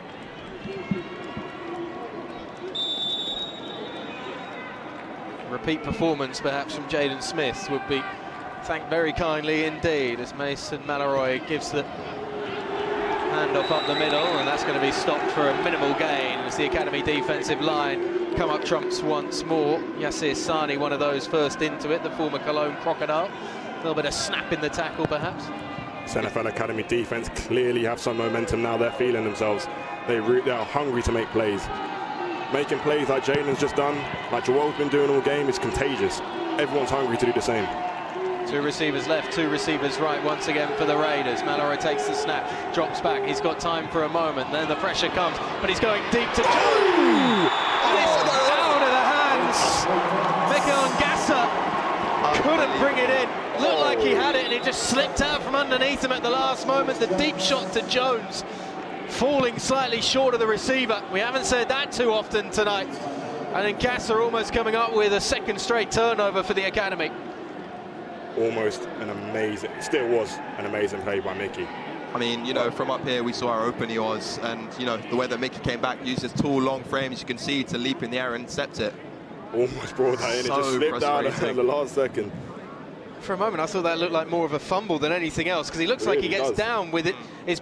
He's got possession, and he's on the ground there as well.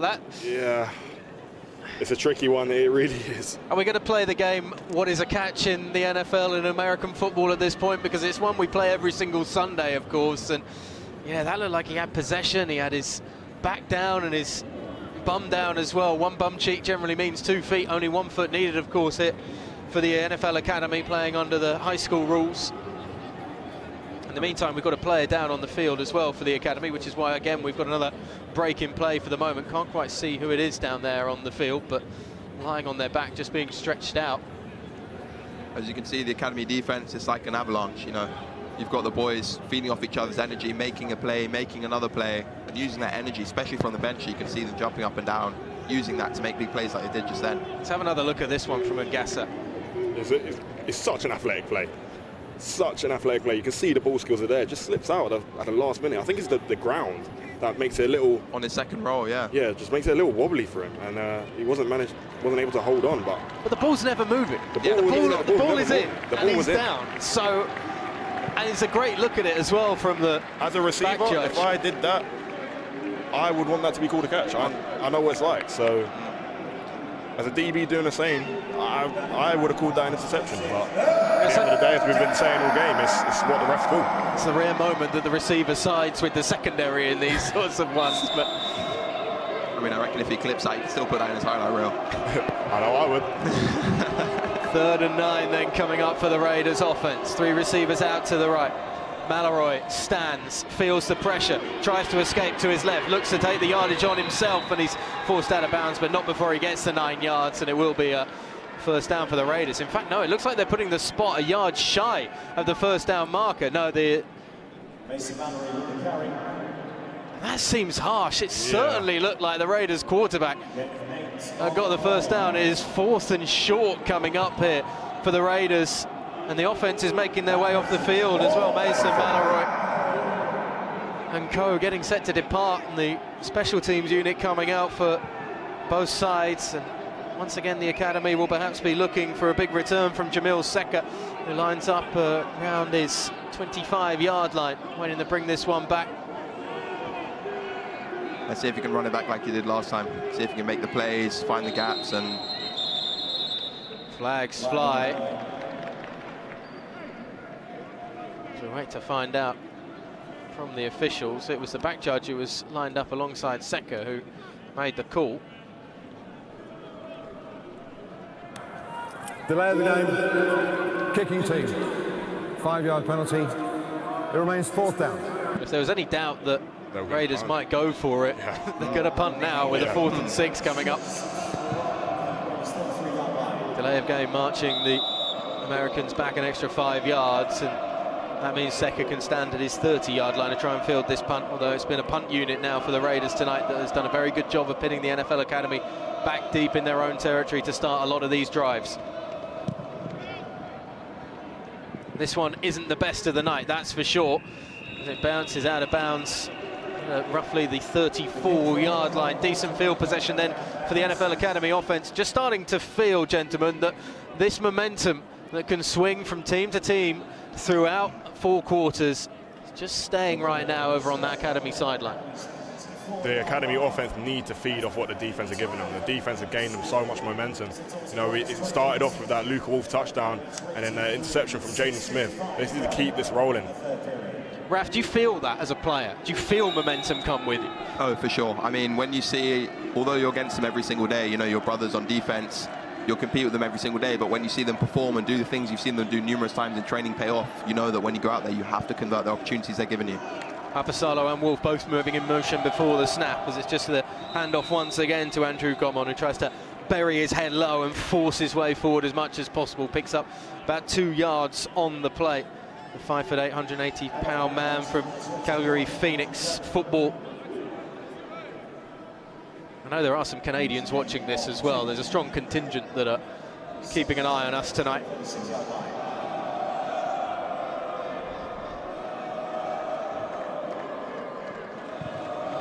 And that man certainly pleased the Canadian contingent, the Chambray.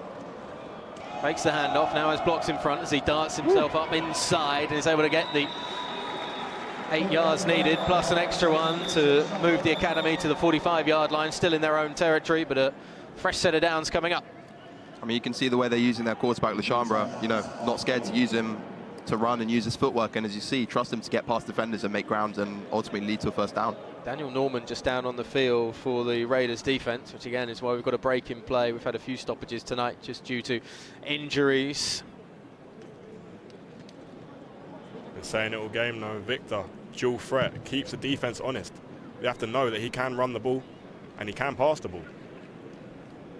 You know, not only is it design plays that he can run, but as you said, when he sees that gap open up, he'll just tuck the ball and get his head down, and as we saw him make his way into the end zone. This ability to make those quick decisions on your feet as well in key moments that, again, separate the good from the great quarterbacks, particularly at this level. If you make instinctive reactions as opposed to having to think about it, that's what taking that next step out of the NFL Academy is all about, making these football decisions on the field instinctive rather than having that half-second thought. So what Coach Hagen always says is you need to get to a point where the game feels slow for you. Because if the game's feeling slow, that means you're playing fast, and you have to play fast. You have to be able to, it shouldn't be thinking about it, it should be reactions. You should be able to react to what's happening on the field. And all the games should slow down for you. You should know what's going on at every single point. You both have obviously graduated from the academy, you're going on to bigger and better things. Is there a point in your time at the academy where either of you can remember where it became from a fast-paced, almost mess in front of you to, Rap, you're already shaking your head in agreement that you know that moment when it suddenly slowed down? I mean, coming from rugby where, you know, we had a few plays here and there, then come to American football where, you know, even the way, like, everything's done by little, you know, yards and routes, and everything's so specific, and you have to know all your roles, every signal. That, you know, when I first came into my first game, I was kind of, you know, doe-eyed and kind of caught in headlights. The pace and how it slows down, speeds up, and even just taking a shot can throw you off. But then you have to know you have to get up and look at the plays and know all your positions. It's quite a lot to take in, and when it finally clicked for me, it was, you know, almost like you're in flow state. The game completely changed. Norman's made his way off the field, which leaves that defense just down one of their key men as 1st and 10 comes up for the NFL Academy. About 6 minutes to go in the 3rd quarter. Lechambre stands there, throws out to that wide right position, and it's just about brought into the hands of Jamil Seka, who had to really concentrate as that one came in from his quarterback. Great concentration, strong hands, laid down for it. Again, the ball was low, you know, he had to get underneath that. Great route as well, managed to separate from the DB, left him the opportunity, and that's a 1st down for the NFL Academy. Fishtailing slightly as well. I wonder if it was touched at the line of scrimmage or if it was just came out awkwardly at the hands of the quarterback. Either way, that fishtail spin on it really makes life difficult for Seka, the receiver. Lechambre comes out, 2nd and short.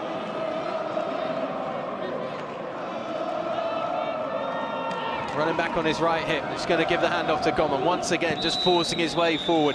Picks up what's needed to bring up the fresh set of downs.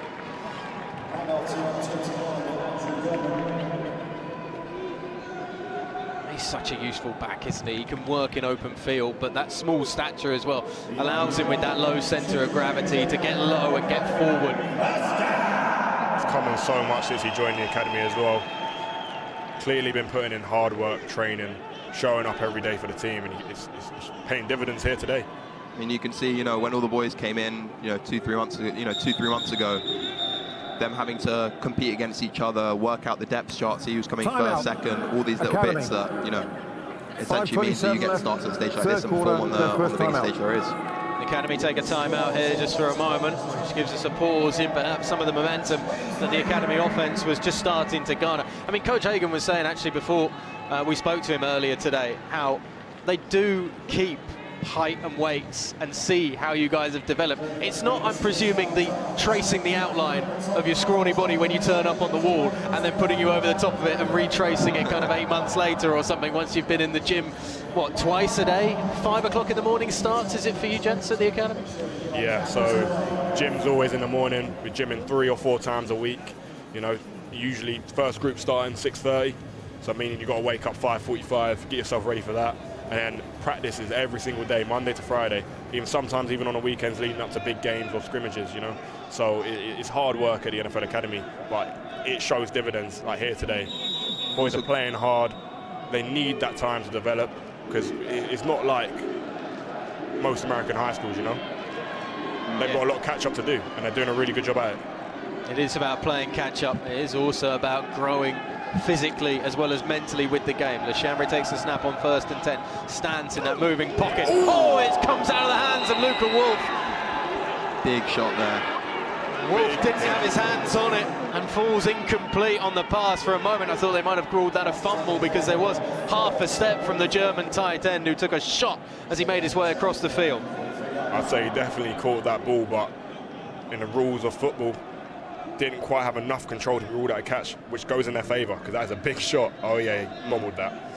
See the Definitely bobble, pass, yeah. focusing on the ball, and it just allows the DB to come through and just lay a big hit. through him. Exactly. Antonio Cueto on the contact, just to jar it out of the hands of Wolf, who was just bobbling it as it came into his hands. He had some real zip on it as well from his quarterback. You can see Lechambre stepping into that one. 2nd and 10. Lechambre's got blockers off to the right as he's going to keep it and find 10 yards and a 1st down. Bruno Werner, one of those, just starting to lead the way.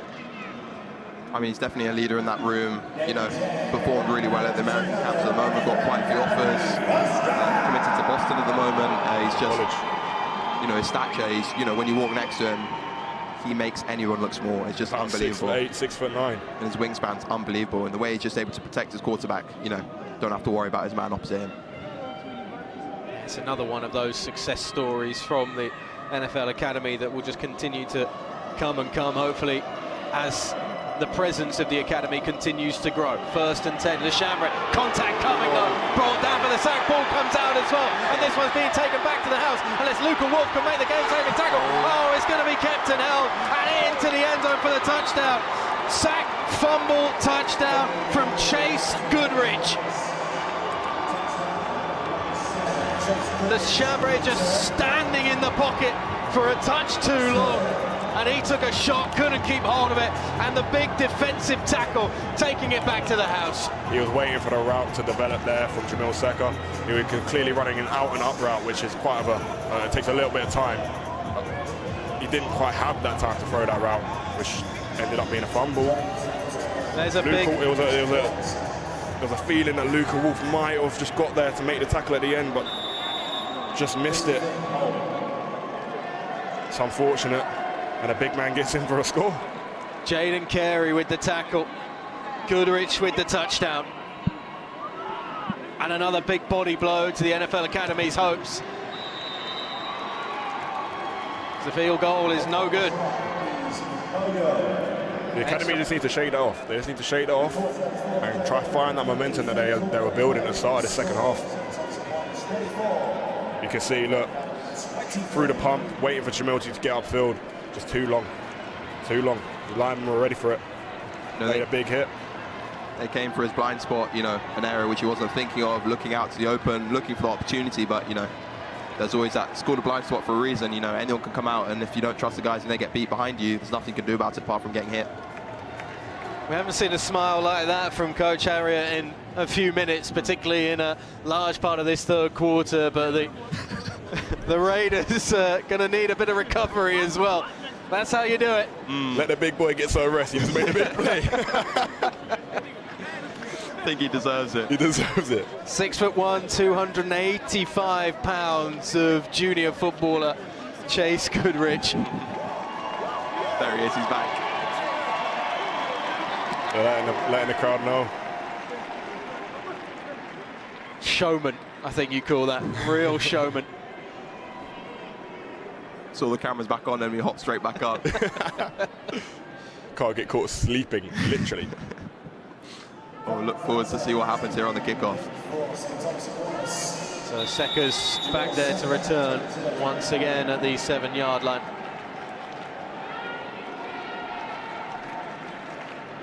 Kyle Infante this time in to try and send this one downfield, which he does.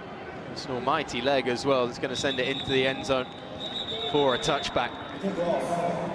Secker waving it off straight away. 11-point game. Once again here at Tottenham Hotspur Stadium, the Academy were on the brink of the comeback, but now they've got it all to do once again. 2-score game, 2-touchdown game for Steve Hagen and co. And an offense that was just getting things moving, walked straight into a roadblock by that Raiders defense. How does a young quarterback like Victor LeChambre recover quickly from that? I mean, Victor, you know, he's tough. We first met him literally in the summer when we were out in the States. Yeah, in America. He came, joined us, you know, with his French little accent, came to us speaking a bit. But he seems like he's tough, he's made for this, and as you can see, he steps up to the moment and makes play right now. Yeah, it's a big play on the screen. That's wonderful. Just finding those gaps once again as Rene Roughton and able to get blockers in front of him and get the first down at the 40-yard line for the Academy.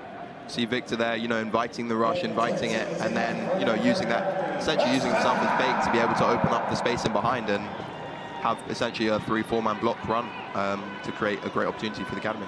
The Sharks were circling, but LeChambre getting it off quickly.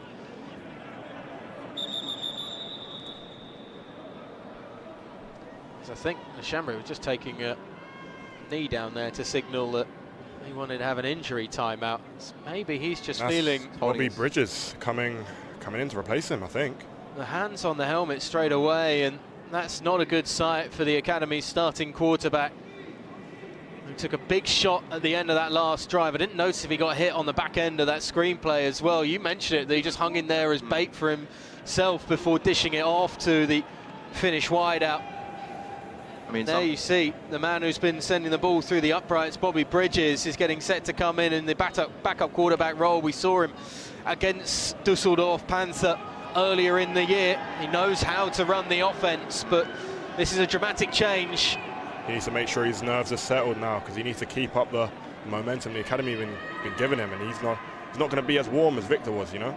He hasn't had that time to warm up into the game. I mean, he needs to throw himself into it. Us knowing Bobby, you know, step up to the moment and definitely be out there to perform. So Bridges steps in.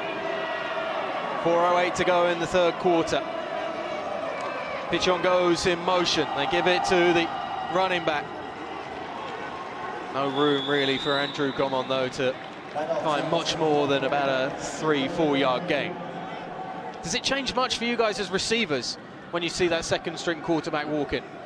I'd say it can do, but when you're in a game situation like this, you block it out. You know, your quarterback is your quarterback. You work with both the first string and the second string, and when they do come in, you know, you've had enough reps with the second strings to know, you know, how they're going to throw you the ball. At the end of the day, they're your teammate. So not much changes from a receiving point. You just need to still do your job, run your routes perfectly, and the quarterback, you've got to trust your quarterback to get you the ball, no matter who it is. Bridges trying to throw that little tight end screen once again, broken up the line of scrimmage, and there was a worrying moment that one could have been coming back as well. Mickey Bradley, the one in on that, can play offensive line and defensive line, the big number 70. I mean, he did well there to see that, you know, the defense kind of let him go by a bit too easy, made him hesitate and think, okay, a pass is coming, I'm meant to be invited in, and that's why he stuck, you know, chopped his feet, saw the balls going left over and managed to tip it away. 3rd and 7 for Bridges and this offense. St. Thomas getting really up for this fight. Yeah, there's some noise coming as well from the crowd that's making life difficult for the second string QB. He gets the snap, has time in the pocket. He's got a whole world of time. He just needs someone open now. Bridges is going to do it on his own though. Gets the first down. Rush of 7 on the play for Bridges. And keeps the drive alive. Definitely had some guys downfield there, waiting for the ball. Had Billy Hapsalo calling for it in some open space, but probably trusted himself to run it and get the first down, and that's exactly what he's done. See a bit of swagger in his walk there after he took the hit, you know, letting them know he's up for it, he's there to stay, and let's see what more plays he can make now. And that's exactly what Bobby's like. That's his personality from the north of England. Personal foul, late hit out of bounds, number 9 on defense. There you go. 15 yards to the end of the run. And you see, first down. You see Bobby taking that hit. It was a late one. It didn't bother him. Donovan back up, ready for the next play. Takes the 15 yards too. Donovan addressed the one with the late contact on the QB. Just had to escape the attention there of the linebacker before finding that separation, and well, it was actually Jaden Carey, number 4, rather than number 9, with the late contact as Bridges comes out 1st and 10, 35-yard line in enemy territory. Common trying to find a bounce off to the left side of the line. He's going to pick up a handful of yards. Ball looked like it came out once again there. The Raiders jumped on top of it. We'll see if it was called down or whether that's a turnover. Wait for the ruling from the officials. Fortunately there you could see, you know, as the running back's coming across, you're relying on your receiver to be able to block for a bit longer and hold off that lane, but unfortunately it collapsed, and as you saw, he's having to run into 3-4 people having to get him, and the ball's built out. And so Thomas Aquinas just forced a turnover there. Yeah, Andrew Common just finding that space on the left side of the line, but then maybe trying to do a little too much. So he looked to dart away from the tackles. Oh, it's just ripped out of his arms, isn't it, by Donovan Adras. You hear the coaches say a lot, sometimes you just got to get north. I think that's just what he needed to do there. Take the yards that he could have got. Trying to do a bit too much, and it ended up costing him big time. Almost walked into the trap of Jeremiah Douglas and Donovan Adras as the Raiders offense comes out, handoff up the middle. Gain of 8 yards on the play that makes it a 2nd and very manageable for Vigil Lemons, the running back on the carry.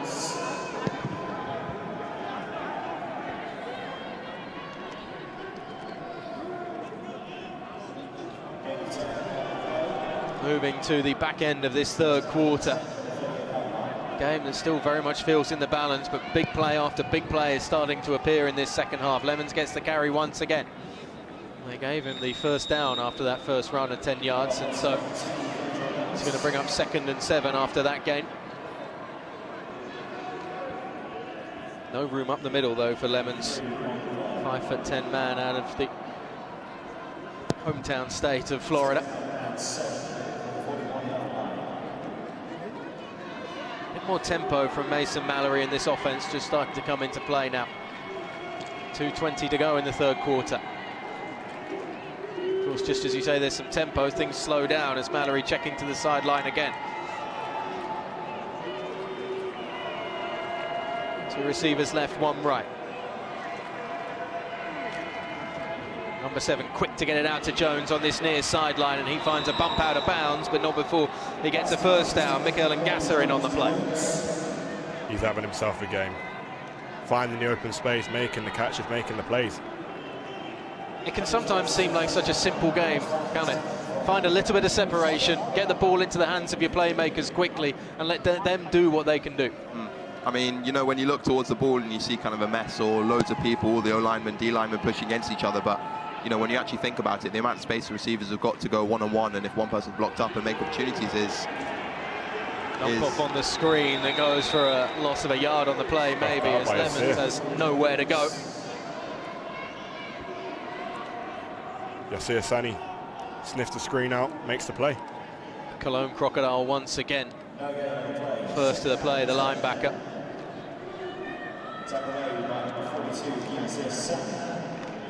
I'm going to say he got back to the original line of scrimmage, so 2nd and 10 comes up. 3 receivers left for Mallory. Ooh, little pitch as well to Lemons now on the option route.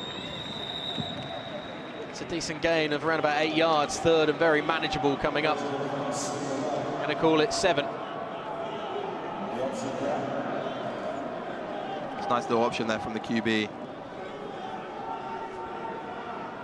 Feels like an offensive drive, this, that is sucking some of the life out of this stadium, the home supporters and the academy at this point. I mean, they're being able to piece together, you know, downs after down after down, and as you said, over a period of time, it decides to suck and suck and suck from the defense. The energy. Mallory takes the snap. Wow. Goes looking for Jones once again. Certainly had hands on. Great coverage Mikael Ngassa, but Ngassa wasn't going to give him that separation that time in one-on-one coverage. Falls incomplete. The offense is staying out. QB was forced to get the ball out quick there. Joel hit that hole hard. Could see him straight in his face. Had to get that ball out. And it ended up being a tad underthrown. Receiver maybe had a step on him. If the QB could throw a perfect ball, but really that's just a great play from Mickey. Great coverage. I mean, as a DB, if you're able to wash the receiver out to the sideline, then it makes it almost has to be a pin-perfect ball for it to be made. Mallory gets the completion, though, on 4th and 2. And the Raiders reaching for the end zone. I think they're going to call it down by contact as Jordan Roche was trying to stretch as much as he could to see another 7 points go on the board. And the Raiders down at the 1. But that could have been a lot worse for the Americans. Seemed like he reached out a bit early. I thought, yeah, that was a fumble. Let's have a look. He finds that crease between the secondary and the linebackers. Great play. Way to run through the contact. Just look here. He's really trying. Yes, that's a fumble. Might have to get a sideline view. Not really sure if he fumbles that before or after, but as you said, ref makes the call and you just play on. It's another let-off, perhaps, for the Raiders as Roche called down at the 1-yard line. Flag on the play, though, on 1st and goal. 19 defence, half distance to the goal. It remains first down. Ngassa called for encroachment. That makes it a half-yard mark now suddenly needed for another 6 points for the Raiders. Mallory has the running back Lemons alongside him. Receivers spread right and left. Give the handoff, but there's absolutely no room in the backfield. Held on by Mallory rather than giving it to Lemons. But he was met in the backfield very quickly. Emiliano Albaran, one of the first ones there. Seems like as soon as the QB touched the ball, just absolutely smothered. Couldn't go anywhere, as you said, half yard. Still wasn't enough. Heavy blitz there from the academy. Moritz was there too. See them all flying, and there you go. not much you can do with the sea of black just smothering you. Moritz Strempel as well, the first one actually to arrive off the edges. As that takes us down to the end of the third quarter. We go into the final quarter then, with it still finely poised considering what we've seen from the action so far.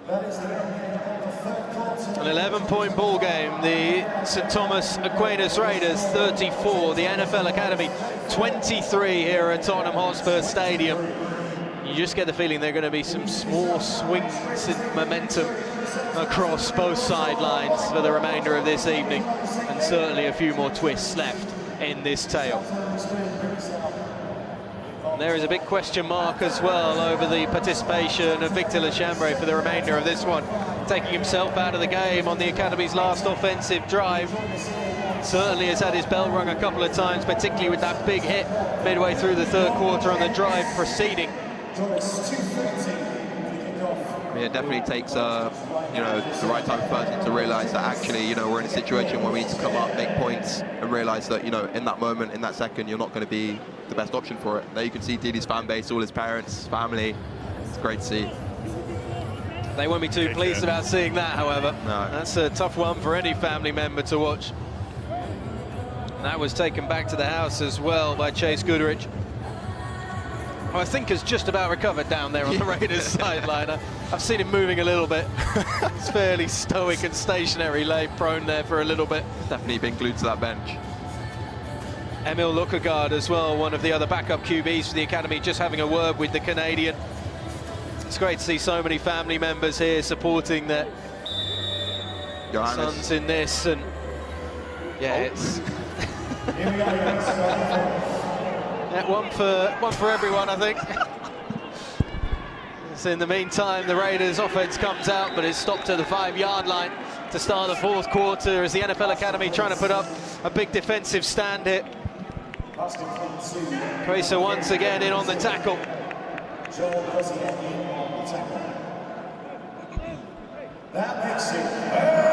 third and goal from the 5-yard line on the cards now for the Raiders. Yeah, no, let's see what the boys can do here. You know, they're in a good position to score, and see if what St. Thomas Aquinas can do here. Little pitch to Lemons, who's got blocks in front of him, and he finds that crease between the two and takes it in for another 6 points. You know, options like that, it's great. You know, the quarterback allows him to draw in the defender, him thinking nothing's going to happen. Last second pop just completely frees open a man that then essentially walks into the end zone. Talk about playing fast, being reactive. You know, he had 2 linemen in his face there. He just had to react to flick that ball off to his running back, and it ultimately resulted in a touchdown. Perfectly executed play. Yeah, that was one of those situations of a rock or a hard place, isn't it? It doesn't matter what's going to happen in that moment, whether the pitch goes, depending who that defender goes with, running back or quarterback, one of those two's taking it in at that point. It's a numbers game, and sometimes you just got to commit and pray. Field goal. Straight through the uprights, the extra point is good. The Raiders extend their advantage, 41-23. We can take a look again at the presence of Mason Mallory, who's shown it time and time again tonight. He and Vigil Lemons connecting on the option for a score that certainly makes life rather difficult for the Academy's hopes of getting back into this contest, but there's still a lot to fight for here at Tottenham Hotspur Stadium. There's a man that never gives up, that's for sure.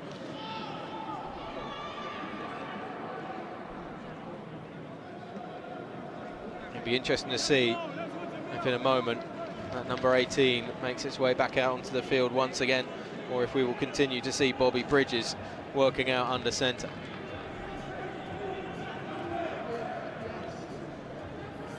You see the Canadian, still got the mouth guard in. No helmet on just yet. Everybody wants to get out on that field as well, though. You have to probably tear some of these guys off. 11:21 to go in the fourth quarter. Let's see if Jamil can get his hands on the ball, or if they're just going to kick out the back of the end zone again. We've seen the leg of Carl Infante. We've got 3 kickers and punters on this roster of the Raiders. This one's a high one that's going to fall short. Seka's going to take it at the 13-yard line, looking for a crease up the right sideline, runs into trouble at the 30-yard line, but is able to hold on to it. And that's where the academy offense will come out. We wait to watch and see, and it does look like LeChambre is coming out here. The number 18 is stood over in that offensive huddle, able to shake it off for the moment. Of course, it has to be said that we have to be so careful with things like concussions and go through the correct protocol, particularly with these young men out there. But it looks like he's been given the all clear. He's good to go again. Ball setting up on the right hash mark for the academy. 70 yards to go for 7 points on the board. I mean, a lot of the academy's helmets from Riddell, they've got, you know, concussion protocols. They've got sensors that can sense if you're taking a knock or not.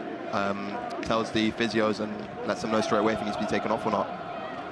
Common with the burst up the middle on first down. Gain of maybe 7 yards on the play. It just shows that the academy as well is one of those places where they do have some of the best facilities that you can have. You know, it's equal to what you see at top-level high schools, and even going further up the game as well. It's such a great opportunity, but it's so well supported by the likes of Riddell, by Nike as well, who've made this kind of joint commitment to bring high school teams across. It's just tough. You can have all the facilities, but it's that learning curve that every single athlete has to get over when they enter the academy. I mean, you know, the academy, the boys started probably like 2 months ago, training together, first time, a lot of new people, almost half the team comes in new every single year, and it's, you know, as you said, that steep learning curve, having to not only get on track, but get to know each other, whilst the American schools have played for each other for years, and also, you know, they're in the middle of their high school season, and we're just getting started, and we play all the way through the year, and essentially just try to get the last back end of the high school season to be able to play these games like this. Just got a player down on the field for the Raiders right now, which is why we have another timeout on the field. And it's something as well that you can see when they talk about the growth of the game. It's great having the games come to London and go abroad. But what's even better is having a grassroots base that I know Coach Hagen wants to just keep expanding, developing and improving, widening as well. The flag game is there, that supports maybe the athletes that can step in. You can learn the fundamentals from an early age without the fear of contact and full padding, etc. But it's the academy where some people really see that's the biggest thing that the NFL has done in the last few years to help make it a global game and attract it to so many. For sure. I mean, you know, year on year, our opponent, the reason we're playing schools like St. Thomas Aquinas and a bunch of the other schools now and IMG National and teams like that is because every single year, you know, year on year, the level of football keeps getting better, the recruiting, essentially the academy as a whole, and as you can see, you know, the little things like the nice Nike uniform now and you know, seeing for the first time today, stuff like that really helps kind of build on that, and getting more games with American teams really builds that confidence and essentially means that we can compete against American teams. It's Chase Goodrich, the man who scored the big fumble return for a touchdown, who's slowly making his way off, this time for all the wrong reasons from his point of view, after being down on the ground for a few minutes now, but able to at least make his way off under his own steam.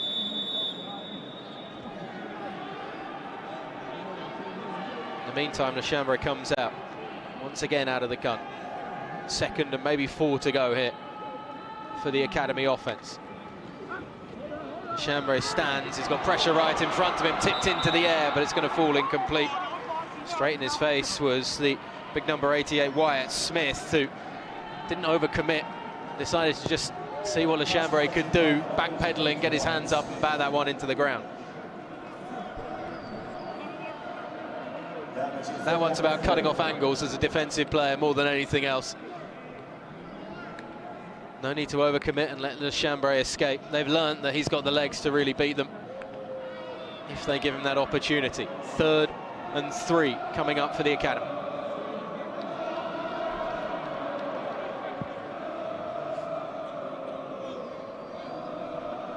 LeChambre brings Wolf alongside him in the fullback position.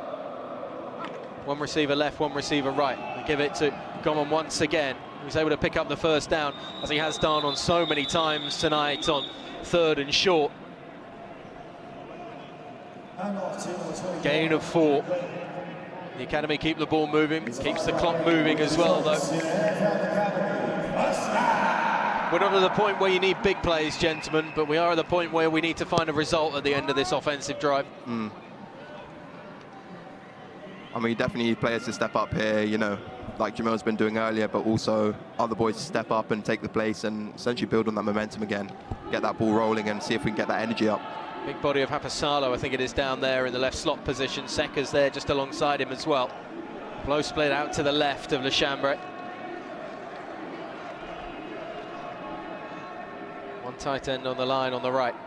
Running back alongside, flags fly. Wonder if that's going to be a delay of game, as Hapasalo was the intended target on the wide receiver screen.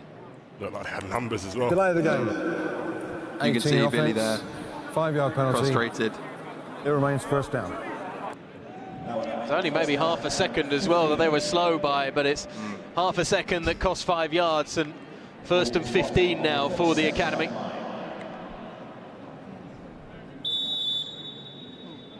And I don't think it'll be a case of run it back, because Wolf and Hapasalo are both stacked in the slot position. Move inside. Wolf moves into that fullback position once again. Seka goes in motion. Fake the handoff to Gomon.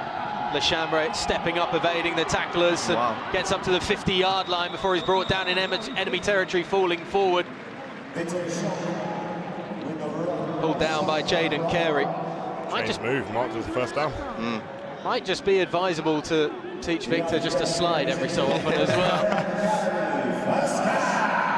Stayed on his feet, I'm sure, for far too long than some quarterback coaches would necessarily like to see from their men under centre. Didn't take a big hit though, as he was brought down by Carey. I guess he wanted to make sure he definitely got that first down, didn't want to slide and be called short, so. I personally like to see that though, quarterback that's got a bit of dog in them, you know. He's not afraid to run through a defender to get that first down. That's exactly what he was aiming to do. Give the handoff to the Canadian running back this time. He's able to force his way forward for another solid chunk of yardage. Going to give him around about 5 on the play. Corner was really patient there, waiting, saw that he came outside and basically just came downhill to hit him in his face. And also Second and 5. Famous face from Sky Sports NFL down there. Neil Reynolds, Henry Hodgson just in the bottom right of the screen as well, the man who is very much in charge of so much that goes on now in the NFL, in Europe and across the world. As Le Chambre goes looking down the right sideline, flags fly as it looked like there was contact from Richard Bowe on Luca Wolf. Wolf had a step on his man and had open field in front of him as well. Le Chambre time to sit in that pocket. There was certainly an arm that came across as well on the German tight end.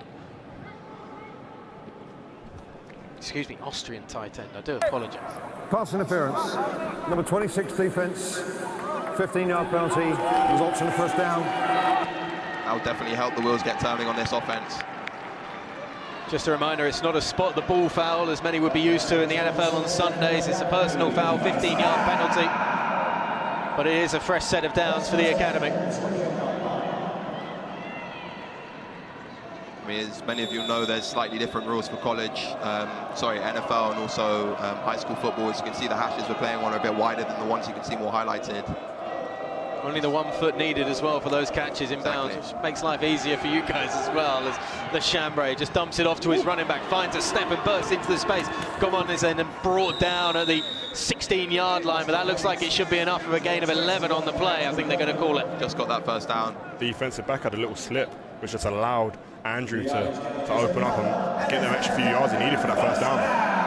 Made a great play. I mean, the running back's always saying, pound the rock, pound the rock. Every time he gets the ball, he's getting absolutely smashed, but he gets up, makes a play, and you can see, a lot of the time it results in first downs and keeping the boys marching forwards. 3 receivers right for Le Chambre as he looks to his left instead. He's got one-on-one coverage, but it can't be brought in as Luca Wolf on the far side of the field was fighting for it. Flags fly at about the 7-yard line over on that far side. You can see him hoping to snag it with one hand there. A little highlight, but unfortunately he's got his hands on him too much, as you can see from the flag on the floor, and hopefully he gives us another chance to attack.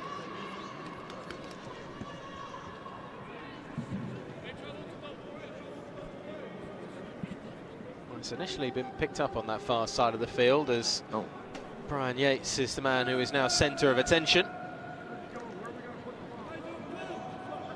8 minutes left on the clock here in the fourth quarter.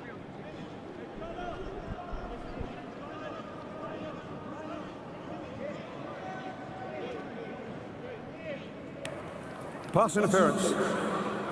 Number 4 defence. Half distance to the goal. Remains first down. Jaden Carey penalised for the contact between he and Luca Wolf.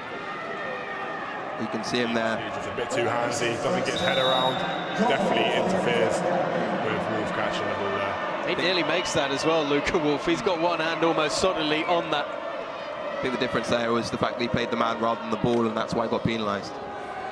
First and goal then, LeChambre finds Wolf, front corner of the end zone, touchdown. Just dragging his round the tight end across the field. And the NFL Academy get another 6 on the board with the extra point to come. And if at first you don't succeed, try again. And that's exactly what the Austrians done on that drive. I mean, the offensive coach, Coach Clay, you know, able to see that he was able to win that route, and you can only stop him by, you know, having to throw a flag. So trust him to do it again, give him the space, give him the one-on-one, and let him take it and dominate. So, you know, ways to back your players in those positions. Timeout. Academy. The second charge timeout of the half. 7:56 left in the fourth quarter. Have a look at it again, this touchdown score for Luca Wolf on the connection from LeChambre.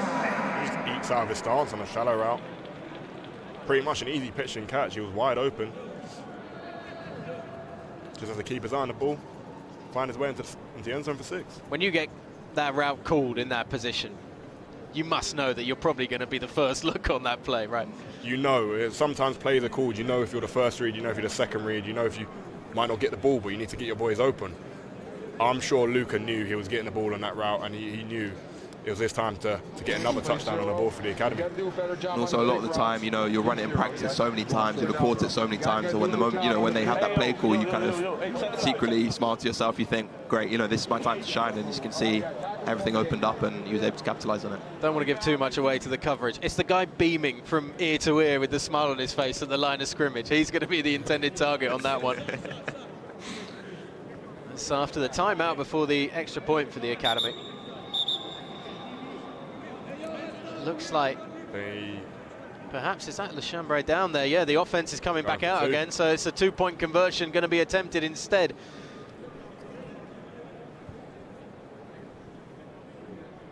This to make it a 10-point ball game. LeChambre sends a man in motion once again. Secca on the yo-yo, back out to that left side. Fakes the handoff, throws it inside on the slant route. That is the 2-point conversion. Picked in by Devin Myrie. Well-designed play. If you see how Jamil sends Jamil in motion, and then he runs back outside to get the rub route with Devin Myrie there, allowing Devin to run that slant, get the separation he needs to get the 2 points on the board. And you can see when he catches it, you know, he doesn't mess around with staying up high. He sees it, catches it, and goes down. Straight into the end zone.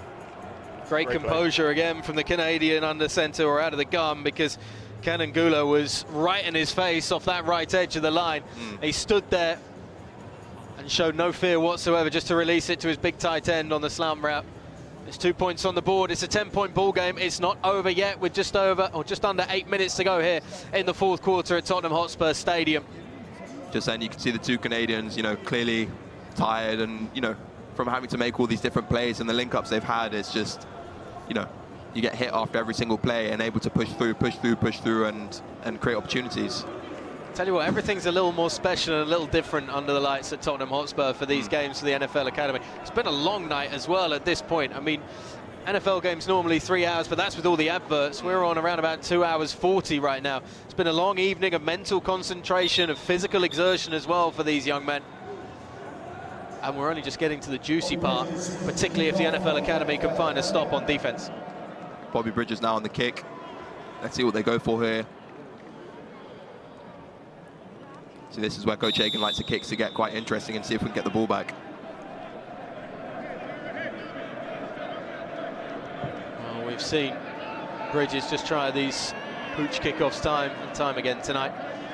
Seen a lot of Jeremiah Douglas and Justice Fitzpatrick, who are lined up at the 25-yard line collecting these. He sends this one back towards the left corner. It's going to stay in bounds as well. Fielded at the 2-yard line. Now the Academy need to use this, and they do exactly that. Jones on the return only gets it 5 yards to the 7. Unbelievable kick from Bobby Bridges there. You know, you could see the returners think it's going to go out, the way it kind of just corkscrews and stays in and sits perfectly. It's unbelievable and allows the chasers to essentially come and contain him. Special teams making special plays. That is an unbelievable kick. Just when you need... the kickoff team just manages to keep him in between the 10-yard line and the goal line.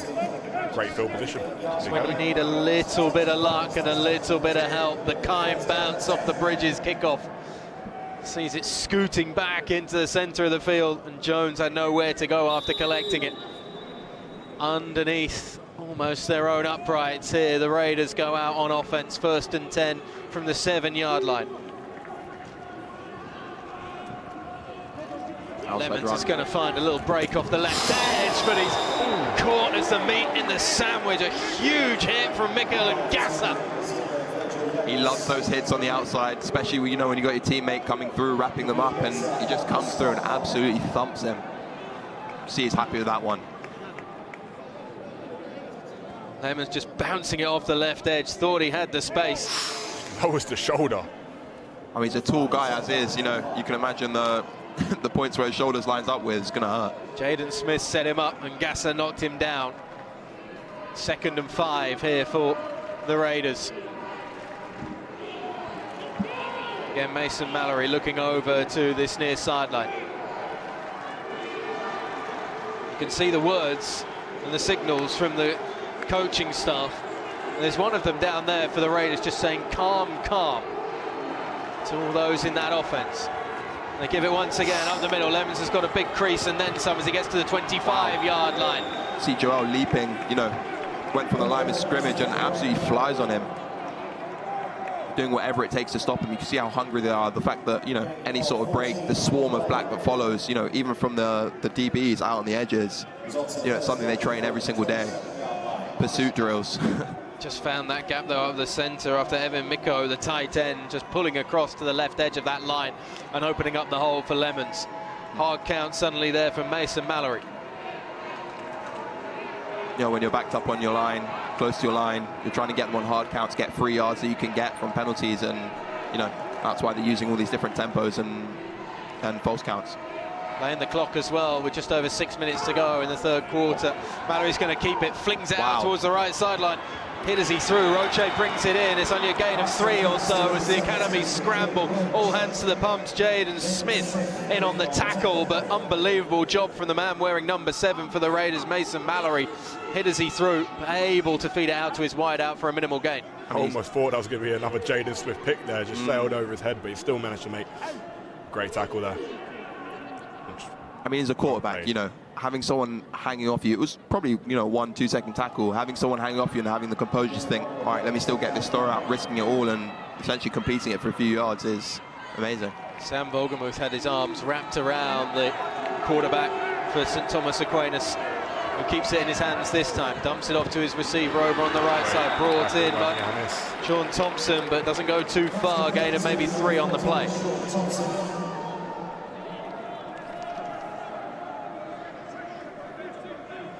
Hannes sniffed that screen out straight away, made his way across the field to make that tackle. In a crucial time for the Academy. Forcing 3rd down. 3rd and 5 up with the ball still in Raiders territory at their own 32-yard line. 4:50 on the 4th quarter clock and it's ticking down. Stop now would be massive for the Academy to keep their hopes in this ball game alive. Mallory stands, steps up through the pocket, brought down though before he gets anywhere near the 1st down mark, as he's going to be 2 yards short, and that's going to bring out the punt team for the Americans. Big for the Academy. They need to capitalise on this opportunity. Tuor Vaino, the Finnish linebacker, in on the tackle.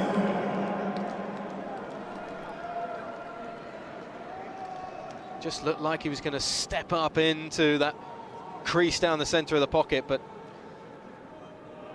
can't get the extra 2 yards that were needed. It's going to bring out 4th down, and they're going to call it 4th and 3, in fact, even though he was reaching out to the 35-yard line.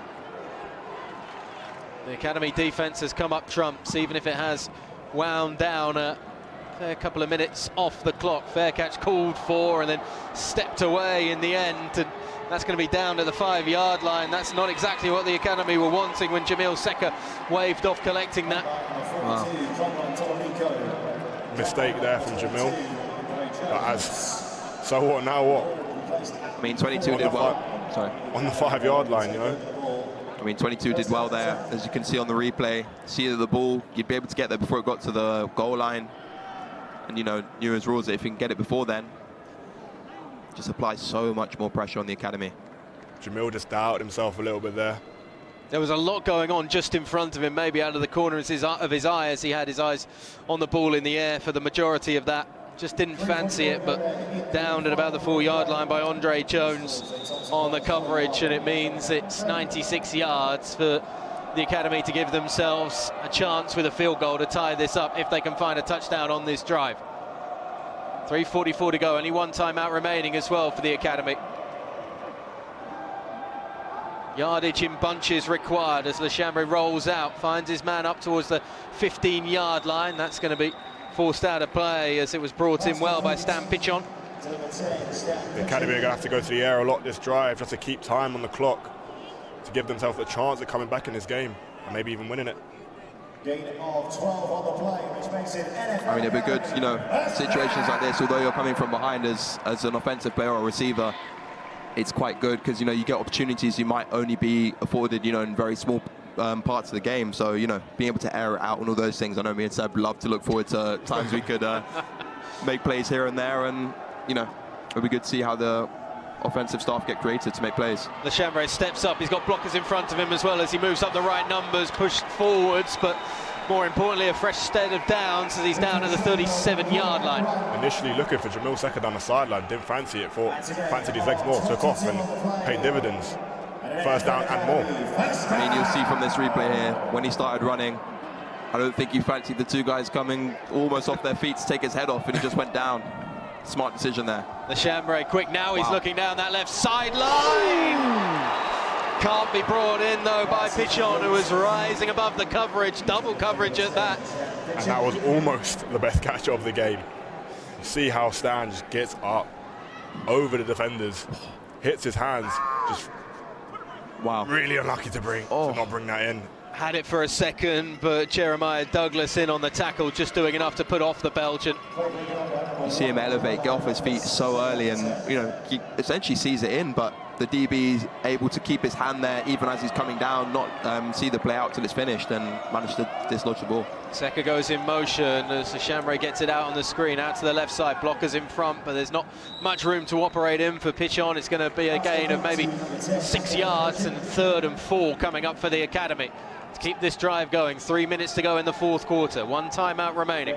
Stan being targeted here a lot, as you can see. He's you know, capitalizing from these situations, able to move on. Although he almost made that spectacular catch, he's able to get the ball and keep the balls marching forwards. Lechambray looking for the air initially, then going for the ground game as he's able to get a 3-yard gain, 2-yard gain. It's going to be enough for 1st down. They're going to call it actually down at midfield, extra 2 yards after the 1st down marker. Seen some interesting spots at times from our Zebra crew this evening, but the Academy won't be complaining about that one at all. Lechambray gets them quick to the line once more, snaps on the ground, picks it up off the deck, still stands in the pocket when looking across the middle for Vili Habasalo. I think the pressure was too much for him there. Needed to get the ball out quick into an area receiver was. Just takes some of the tempo out of the offense. Just a reminder, tonight's showcase is made possible through the continued partnership between the NFL and Nike. This marks the 3rd consecutive year a US-based high school football team has travelled to London to face the NFL Academy at Tottenham Hotspur Stadium. Together with Nike, and the NFL is proud to provide student athletes with opportunities that go beyond the field, fostering culture exchange and making this a global game. As it's dumped off on the screen, and a very neat dump off indeed from Lechambray into the arms of Edgar Wallin, the big Swedish running back who had some rather sizable figures in front of him as well, and able to pick up a gain of 8 to make it 3rd and 2. And again, the Academy go fast to the line. trying to get the Raiders defense on their heels. 4 seconds to go before the 2-minute warning. Lechambray fires out to his running back. Volland trying to force his way forward. He's forced out of bounds 1 yard shy. 4th and 1 coming up as we hit the 2-minute warning here in London. I mean, in these positions, me and Seb know really well. 2-minute drills, Coach Hagen pushes it almost every single practice. Every single practice, we do a 2-minute drill. And we all know the rules, make it essentially second nature, and that's kind of what forces all the players to... Academy, their 3rd and final timeout of the game. 1:59 left in quarter 4. Forces the players to, not have to think about plays and essentially react instinctively, know that, when you catch the ball, you have to run out of bounds to stop the clock rather than going down inbounds. And, these things get drilled into you every single day so that when you get situations like this, as you said, football slows down for you and essentially builds that second nature, makes you comfortable in situations like this because you've done it every single day. Going off Raf said, players are literally going to have an idea what plays are going to be called because they do these drills every single practice. 2-minute drills at the end of every practice, and you compete against the defense. So they've been in these situations before. They just need to execute now, try to get points on the board. Yeah, those reps in training become reps in reality right now. They may be asking a lot with a 10-point margin and 1:59 to go in the 4th quarter, but if you make this into a 3-point ball game, needless to say, the NFL Academy will be walking off with their heads very high indeed against one of the best high schools, not just in Florida, but in the nation right now. Number 16 in the United States coming into this evening. Lechambray fires it out to his wide-out pitch on, brings it in, holds on to it. Gain of 3, 1st down for the Academy. I mean, you can see the Academy there using a lot of motions, as you can see, the stutter and things like that to help identify coverages. You can see he's in man, essentially his opposite man's following him and ends up making the play. Pitching in the wide-out position to the left. Volland goes in as a fullback spot before drifting out on a base route out to the right as it's swung out instead to the left side, brought in by Devon Myrie. Stan unfortunately slips off a block there. Could have been a larger play there, but as you said, Devon managed to bring it in and just keep the ball alive, go out of bounds. Steps out of bounds, 2nd and 5 now for the Academy. Gain of 5 on the play, 2nd down, coming up. Luca Wolf just moving across to the left side of the field into that slot position. Myrie's going to be one-on-one on the right side of the field. Mapasalo just joining him now in the slot. Lechambray flings it out to his Swedish running back, low and shoulder as well from Edgar Volland. I mean, Edgar's a big boy. He's not someone you want to come up against, and as he's coming down the wing, trying to get that 1st down, shows his hunger, and he's just able to run him over. 1:35 to go in the 4th quarter. Ball on the 26. It's been easy, almost mid-range gains so far on this drive. We know that Lechambray can move with his arm and legs as he rolls out, sits, looks for the option deep downfield, which was pitch on, then throws underneath instead. Ball comes out of the hands of Luca Wolf. He had coverage from Donovan Adras right on top of him, but it's incomplete, at least for the Academy, as once again Lechambray has taken another hit and he's slow to pick himself up. I think initially Victor was looking for a corner post route from Stan, but the route wasn't quite as technical as it needed to be to get him open, and the DBs, the secondary of St. Thomas Aquinas, did great to cover that, and Victor just had to look for the next best option. I mean, Bobby coming in here, 1:26 left, quite similar to last year where he managed to come on for the last drive and push the ball and ended up in a interesting touchdown. Being bobbled about, I remember it because I ended up being on the receiving end and caught it. Came off someone's foot. It was amazing, but he's able to step in situations like this and execute. Yeah, I remember that catch. That was a pretty ridiculous reaction, some might say, as Bridges comes in, takes the snap, drops back, tries to pitch it off to Luca Wolf on the tight end screen, and it was a dangerous floater, to say the least, that falls incomplete. Douglas trying to pick it off before it hit the ground. I mean, third down. Oh, excuse me. 3rd down coming up, 3rd and 10 for the Academy. The noise is starting to come from the Raiders sideline We're starting to very much enjoy the dying embers of this one at Tottenham Hotspur Stadium. Some perhaps too much. Bridges sends a man in motion, takes the snap once again. He's got time to sit, throws deep, caught, touchdown. Billy Hapasalo brings it into the front of the end zone. Bridges to the finish tight end for what perhaps could be a fine finish for the Academy's potential final offensive drive of the game. But there is still time left, and there is still an extra point to come, and maybe more in this one.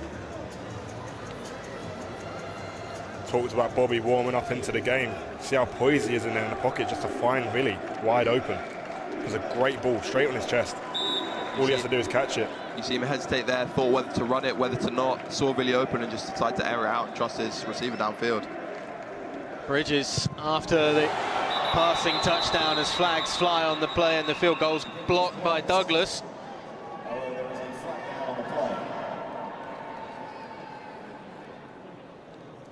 We wait to see the result of this one. I can only imagine it's encroachment. Encroachment. Defense. Half distance to the goal. Retake the try. Jeremiah Douglas, the one who was a little too fast off the line. Probably why he was basically on the boot of Bobby Bridges before he'd even finished pulling that right leg back. Ball spotted at the 1 yard line. Doesn't look like there's going to be an attempt at a 2-point conversion here.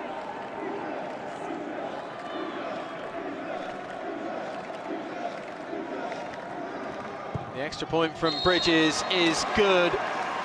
Just a field goal in it.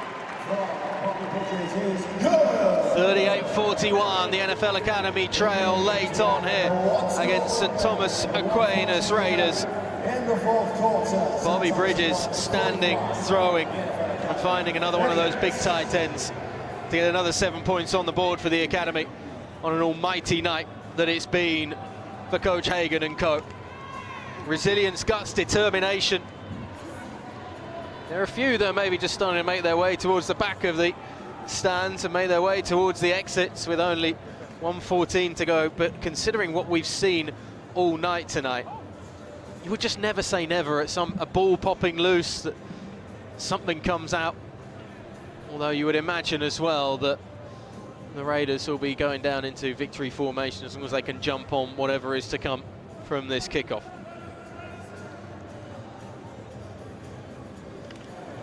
St. Thomas are going to have to get their hands team out because it's quite obvious that the Academy are going to go for an onside kick here. See what they come up with here. Bobby Bridges kicking. Going to be able to see if they can get a little pooch, a little grabber. We'll see what happens and see if they can get the ball back and make this a ball game to play for. Well, he's pulled off a minor miracle on that last kickoff. This one needs to just go the 10 yards for somebody to get their hands on it.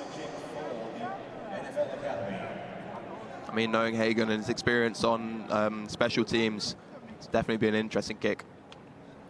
Jamil Sekker's just lined up over on that far sideline in front of the NFL Academy sideline, as is Stan Pichon. I would imagine that could be the favoured side with Wolf, Pichon and Secker all there. Watch out for Jamil here. Bridges tries to just scoop it into the air, but the hands team for the Raiders gets there first, just reaching out Pichon to try and get something on it. The Raiders will take over on their own 48-yard line, and I think that is going to be curtains for any hope of a victory for the hosts this evening. Steve Hagen still, though, in business mode right now, and there'll be a lot of positives to take away from this evening's encounter. It's always very good at walking away from these games regardless of the result and looking on the big picture, which is particularly evident tonight against such tough opposition. But it is the best formation in football coming out now for the Raiders offense. Victory formation with 1:14 to go and no timeouts left for the NFL Academy.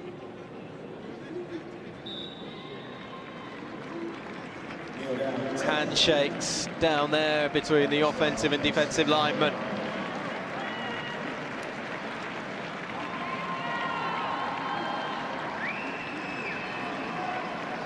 all very civil in the trenches after what I imagine has been a rather uncivil 2.5 hours or so.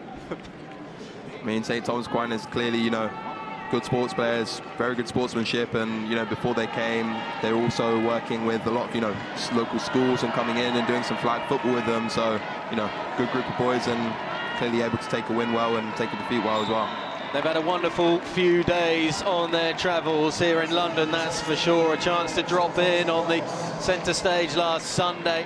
Some of them sat in the executive boxes, I'm told, around Tottenham Hotspur Stadium to take in the action between. There's the backflip in the backfield as well. The crowd just waiting to come and join their young sons down there on the sideline as there's backflips in the backfield. Meanwhile, down on the field as the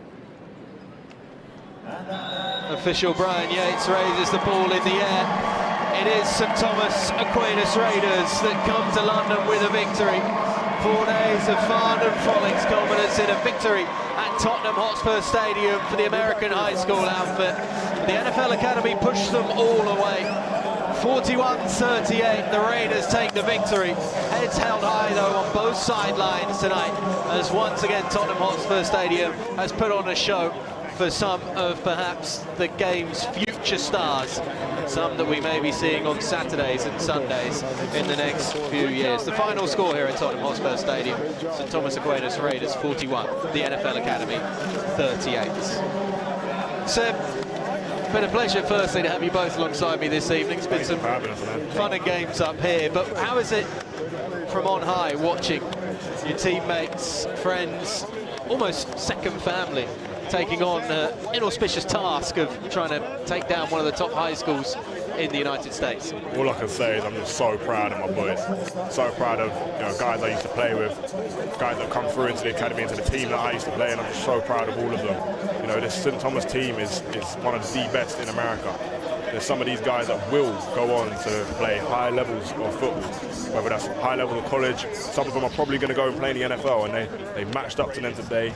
It was such a close game. Like, we were all at the edge of our seats the whole time, you know, whether they're going to come back and do it. Congratulations, man. Good job. Yeah. Raf, I mean, it's a different view up here, being able to analyse it. What do you think some of the big takeaways for Coach Hagen will be after this night? I mean, no, for sure. I mean, obviously, coaches being coaches, they'll want the win and all those things, but they'll also be able to recognise that they've been able to go toe-to-toe with some of the best, well, one of the best teams in not only Florida, but one, you know, all of America. So it's amazing for boys to get that experience, you know, this early on. They've still got the rest of the year, and, you know, it's only one of the first few games they've played at the start of this year. So able to develop, able to learn off of this, and, you know, a one-score game is an amazing result for these guys to come away with from boys who've been playing it their whole lives. Unbelievable performance from boys. Not just a one-score game, a three-point game. Exactly. One field goal, one of those turnovers goes your way. One of those controversial calls, one of those catches that we thought should have been but was ruled off goes your way, and suddenly you're potentially looking at an NFL Academy victory tonight. Let's have a look back at the best of the action from the second half this evening. There's a lot of action to get through. I feel sorry for the edit guys who are going to have to cut this game up. There's a lot of point scoring, that's for sure, but it was the Aquinas Raiders that got things going in the second half. It was a simple pitch and toss as Mason Mallory once again doing what he does best this evening, and we saw some of the best from him as he found Chavis Linda in the end zone. The Academy, though, would fight back as they did all evening. Victor Lechambre just finding Luca Wolf, who had a very big second half indeed, with such a reliable pair of hands for the Academy. First touchdown of the second half for the hosts tonight. And then we have perhaps the showstopper play of the evening. The pick from Jaden Smith taken back to the house. The anticipation, the vision, taking it in for 6. I mean, Jaden's like a brother to us. He's been working his arse off so much, and, you know, he deserves it. He absolutely deserves this moment, that play, and, you know, it just shows how much work and effort he's put into it.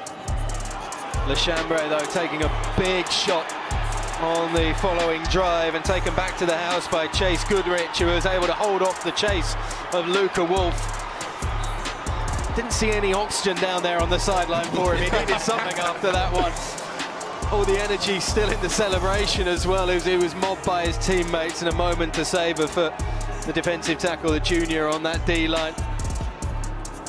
You have to say at times the Americans turned up and showed some of their best. Just an easy dump off again though for Mason Mallory.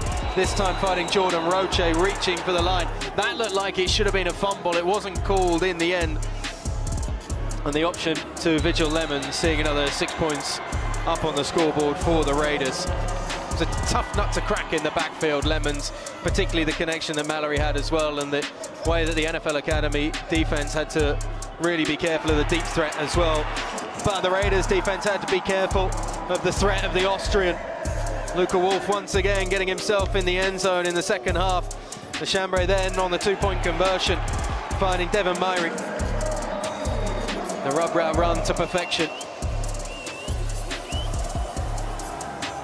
And then late on looking for the heroic ending.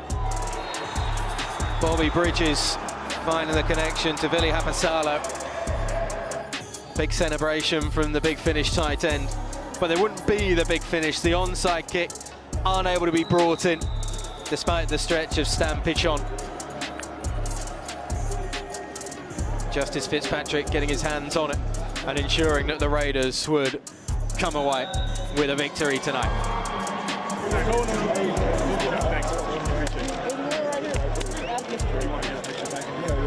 Roger Harriott just chatting with Coach Hagen as we can remind you that there is plenty more to come this week before we even get to the Denver Broncos against the New York Jets on Saturday.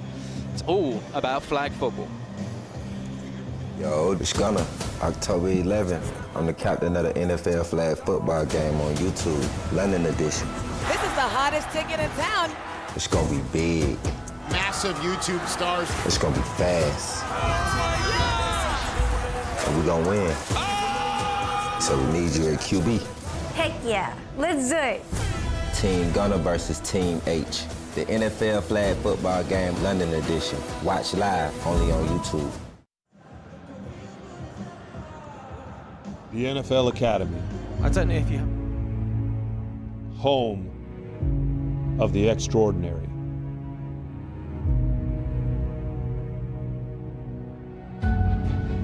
Extraordinary facilities. Extraordinary coaching.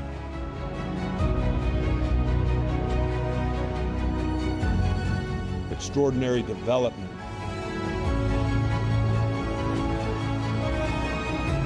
Extraordinary opportunity. A place where in one moment you could change your life.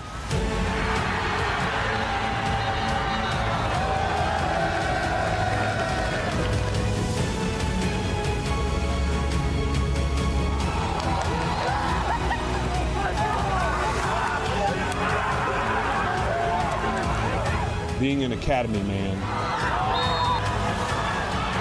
means being extraordinary. Who's got it better than us? Nobody!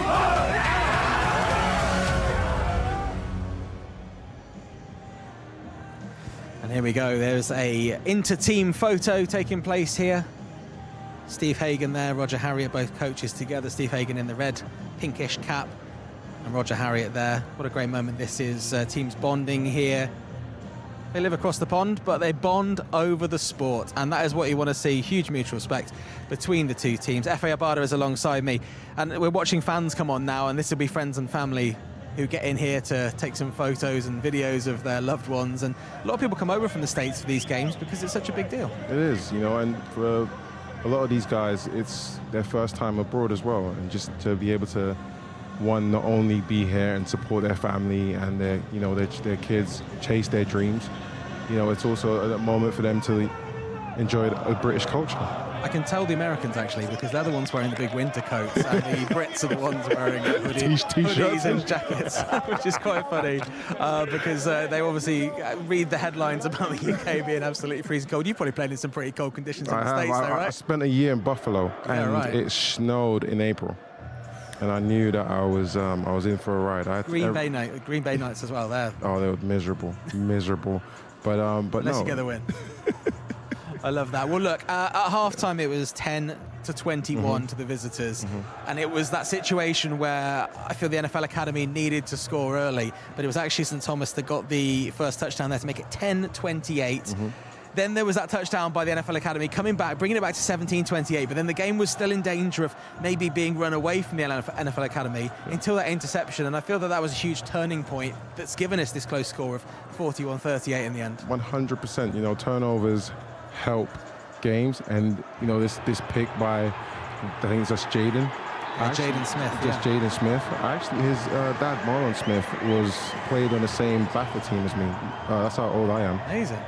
But no, he must feel really old watching your mate's son. But, you know, just speaking to his teammates, speaking to the guys on the sideline, everybody was so happy for him. You could see behind how Woody erupts. You know, he's been working his ass off for years, and for just this moment, and I'm so happy for him. Yeah, it's absolutely fantastic to see. Then, obviously, you know, we had a couple of late scores there by the NFL Academy when it looked like it was going to be a big score. I mean, to get it so close, to have a 3-point game, 41-38, that's a huge achievement for the NFL Academy. We spoke before the game just about how good this high school are. Yes, this is the measuring stick, as I've been saying. You know, you got guys like Nick Benito, you know, Cooper. These are NFL players that, you know, they've come from this program.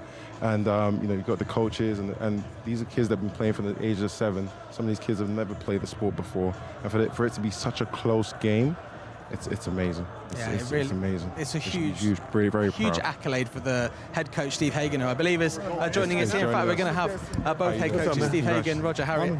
Great to see you both. I mean, we just watched that beautiful moment on the field there, both teams together having that photo. You know, mutual respect between two teams. And that's what it should be about globally. You know, we're grateful to be here, the opportunity that, you know, Nike and the NFL collaborated and was able to get Coach Hagen and I together and get the team out here, and it's been a wonderful experience. But from a holistic standpoint, it's important for the world to see that Europe is evolving with regards to football. We made, you know, NFL Academy. It was a very competitive game against our guys who are a tremendous program. So, you know, we were lucky to sneak out of here with the win. They fought hard to the very end, and I'm grateful. I'm grateful that, you know, this was a positive experience for both programs. And over to you, Coach Hagen. No, I appreciate it. Thank you, Coach. I really appreciate it. The greatest, you know, one of the greatest games we've seen between the NFL Academy and such a highly rated high school from the US. It's fun. I mean, I just want all our kids to have a great time playing this sport, because the sport ends for everybody sometime or another. And I just want them to have fun doing it. And when you get to play on a stage like this in front of everybody, and it's just fun. It's a lot of fun. So we hope we can continue to do stuff like this. We definitely will. The NFL Academy definitely didn't disappoint. And I think you guys put the world on notice. Congrats, Coach. We know you've had a great time since you've been here in London. We know that the players got to watch the NFL game on Sunday. And obviously you're going across to Florida to play IMG next. So that's right. I mean, this is a great preparation to go and play the sort of return fixture against another team in Florida. Every game is completely different than the one you played or the next one you're going to play. Coach knows that. And so you just have to come in prepared and get your guys back healthy. This is a hard-fought game. We got guys whacked. He probably got some guys whacked. And we just want the experience to be great. A football game is hard, and it's really hard to win. You know that. You've played in a bunch of them, and we just want this to be a great experience for them. So. No, it has been. You guys both have created some amazing culture. You speak with such humility, and you understand that, you know, the game outside of the game, you know, and how you affect these kids. And as an athlete and obviously as a player, I commend both of you and how you both approach that. Something unrelated to football for both of you. First question for you would be, just from my knowledge and obviously those at home, what is the story behind the cross and the number 37 having to hold that during the whole game? I mean, it could have been any player, but we glorify God. We feel like we owe to him for the life that he sacrificed for us, and we're very deliberate about it. Where God is very present in our life. We have a great faith at St. Thomas Aquinas and governed by the Archdiocese of Miami. So our theme this year is Champions for Christ, and we wanted to take it to the next level. And one of our coaches, George Harkins, put together, two sticks for us, and we're here to glorify God in everything that we think, say, and do, and to ensure that our guys are not only champions on the field, but more so in their faith and beyond in life. Yes, sir. That's amazing. That is amazing. And Amen to that, Coach. Yeah, amen, for real. And for you, what's the story behind the hat? This hat? Yes. We've discussed the hat. This is a homemade hat right here, man. I couldn't find.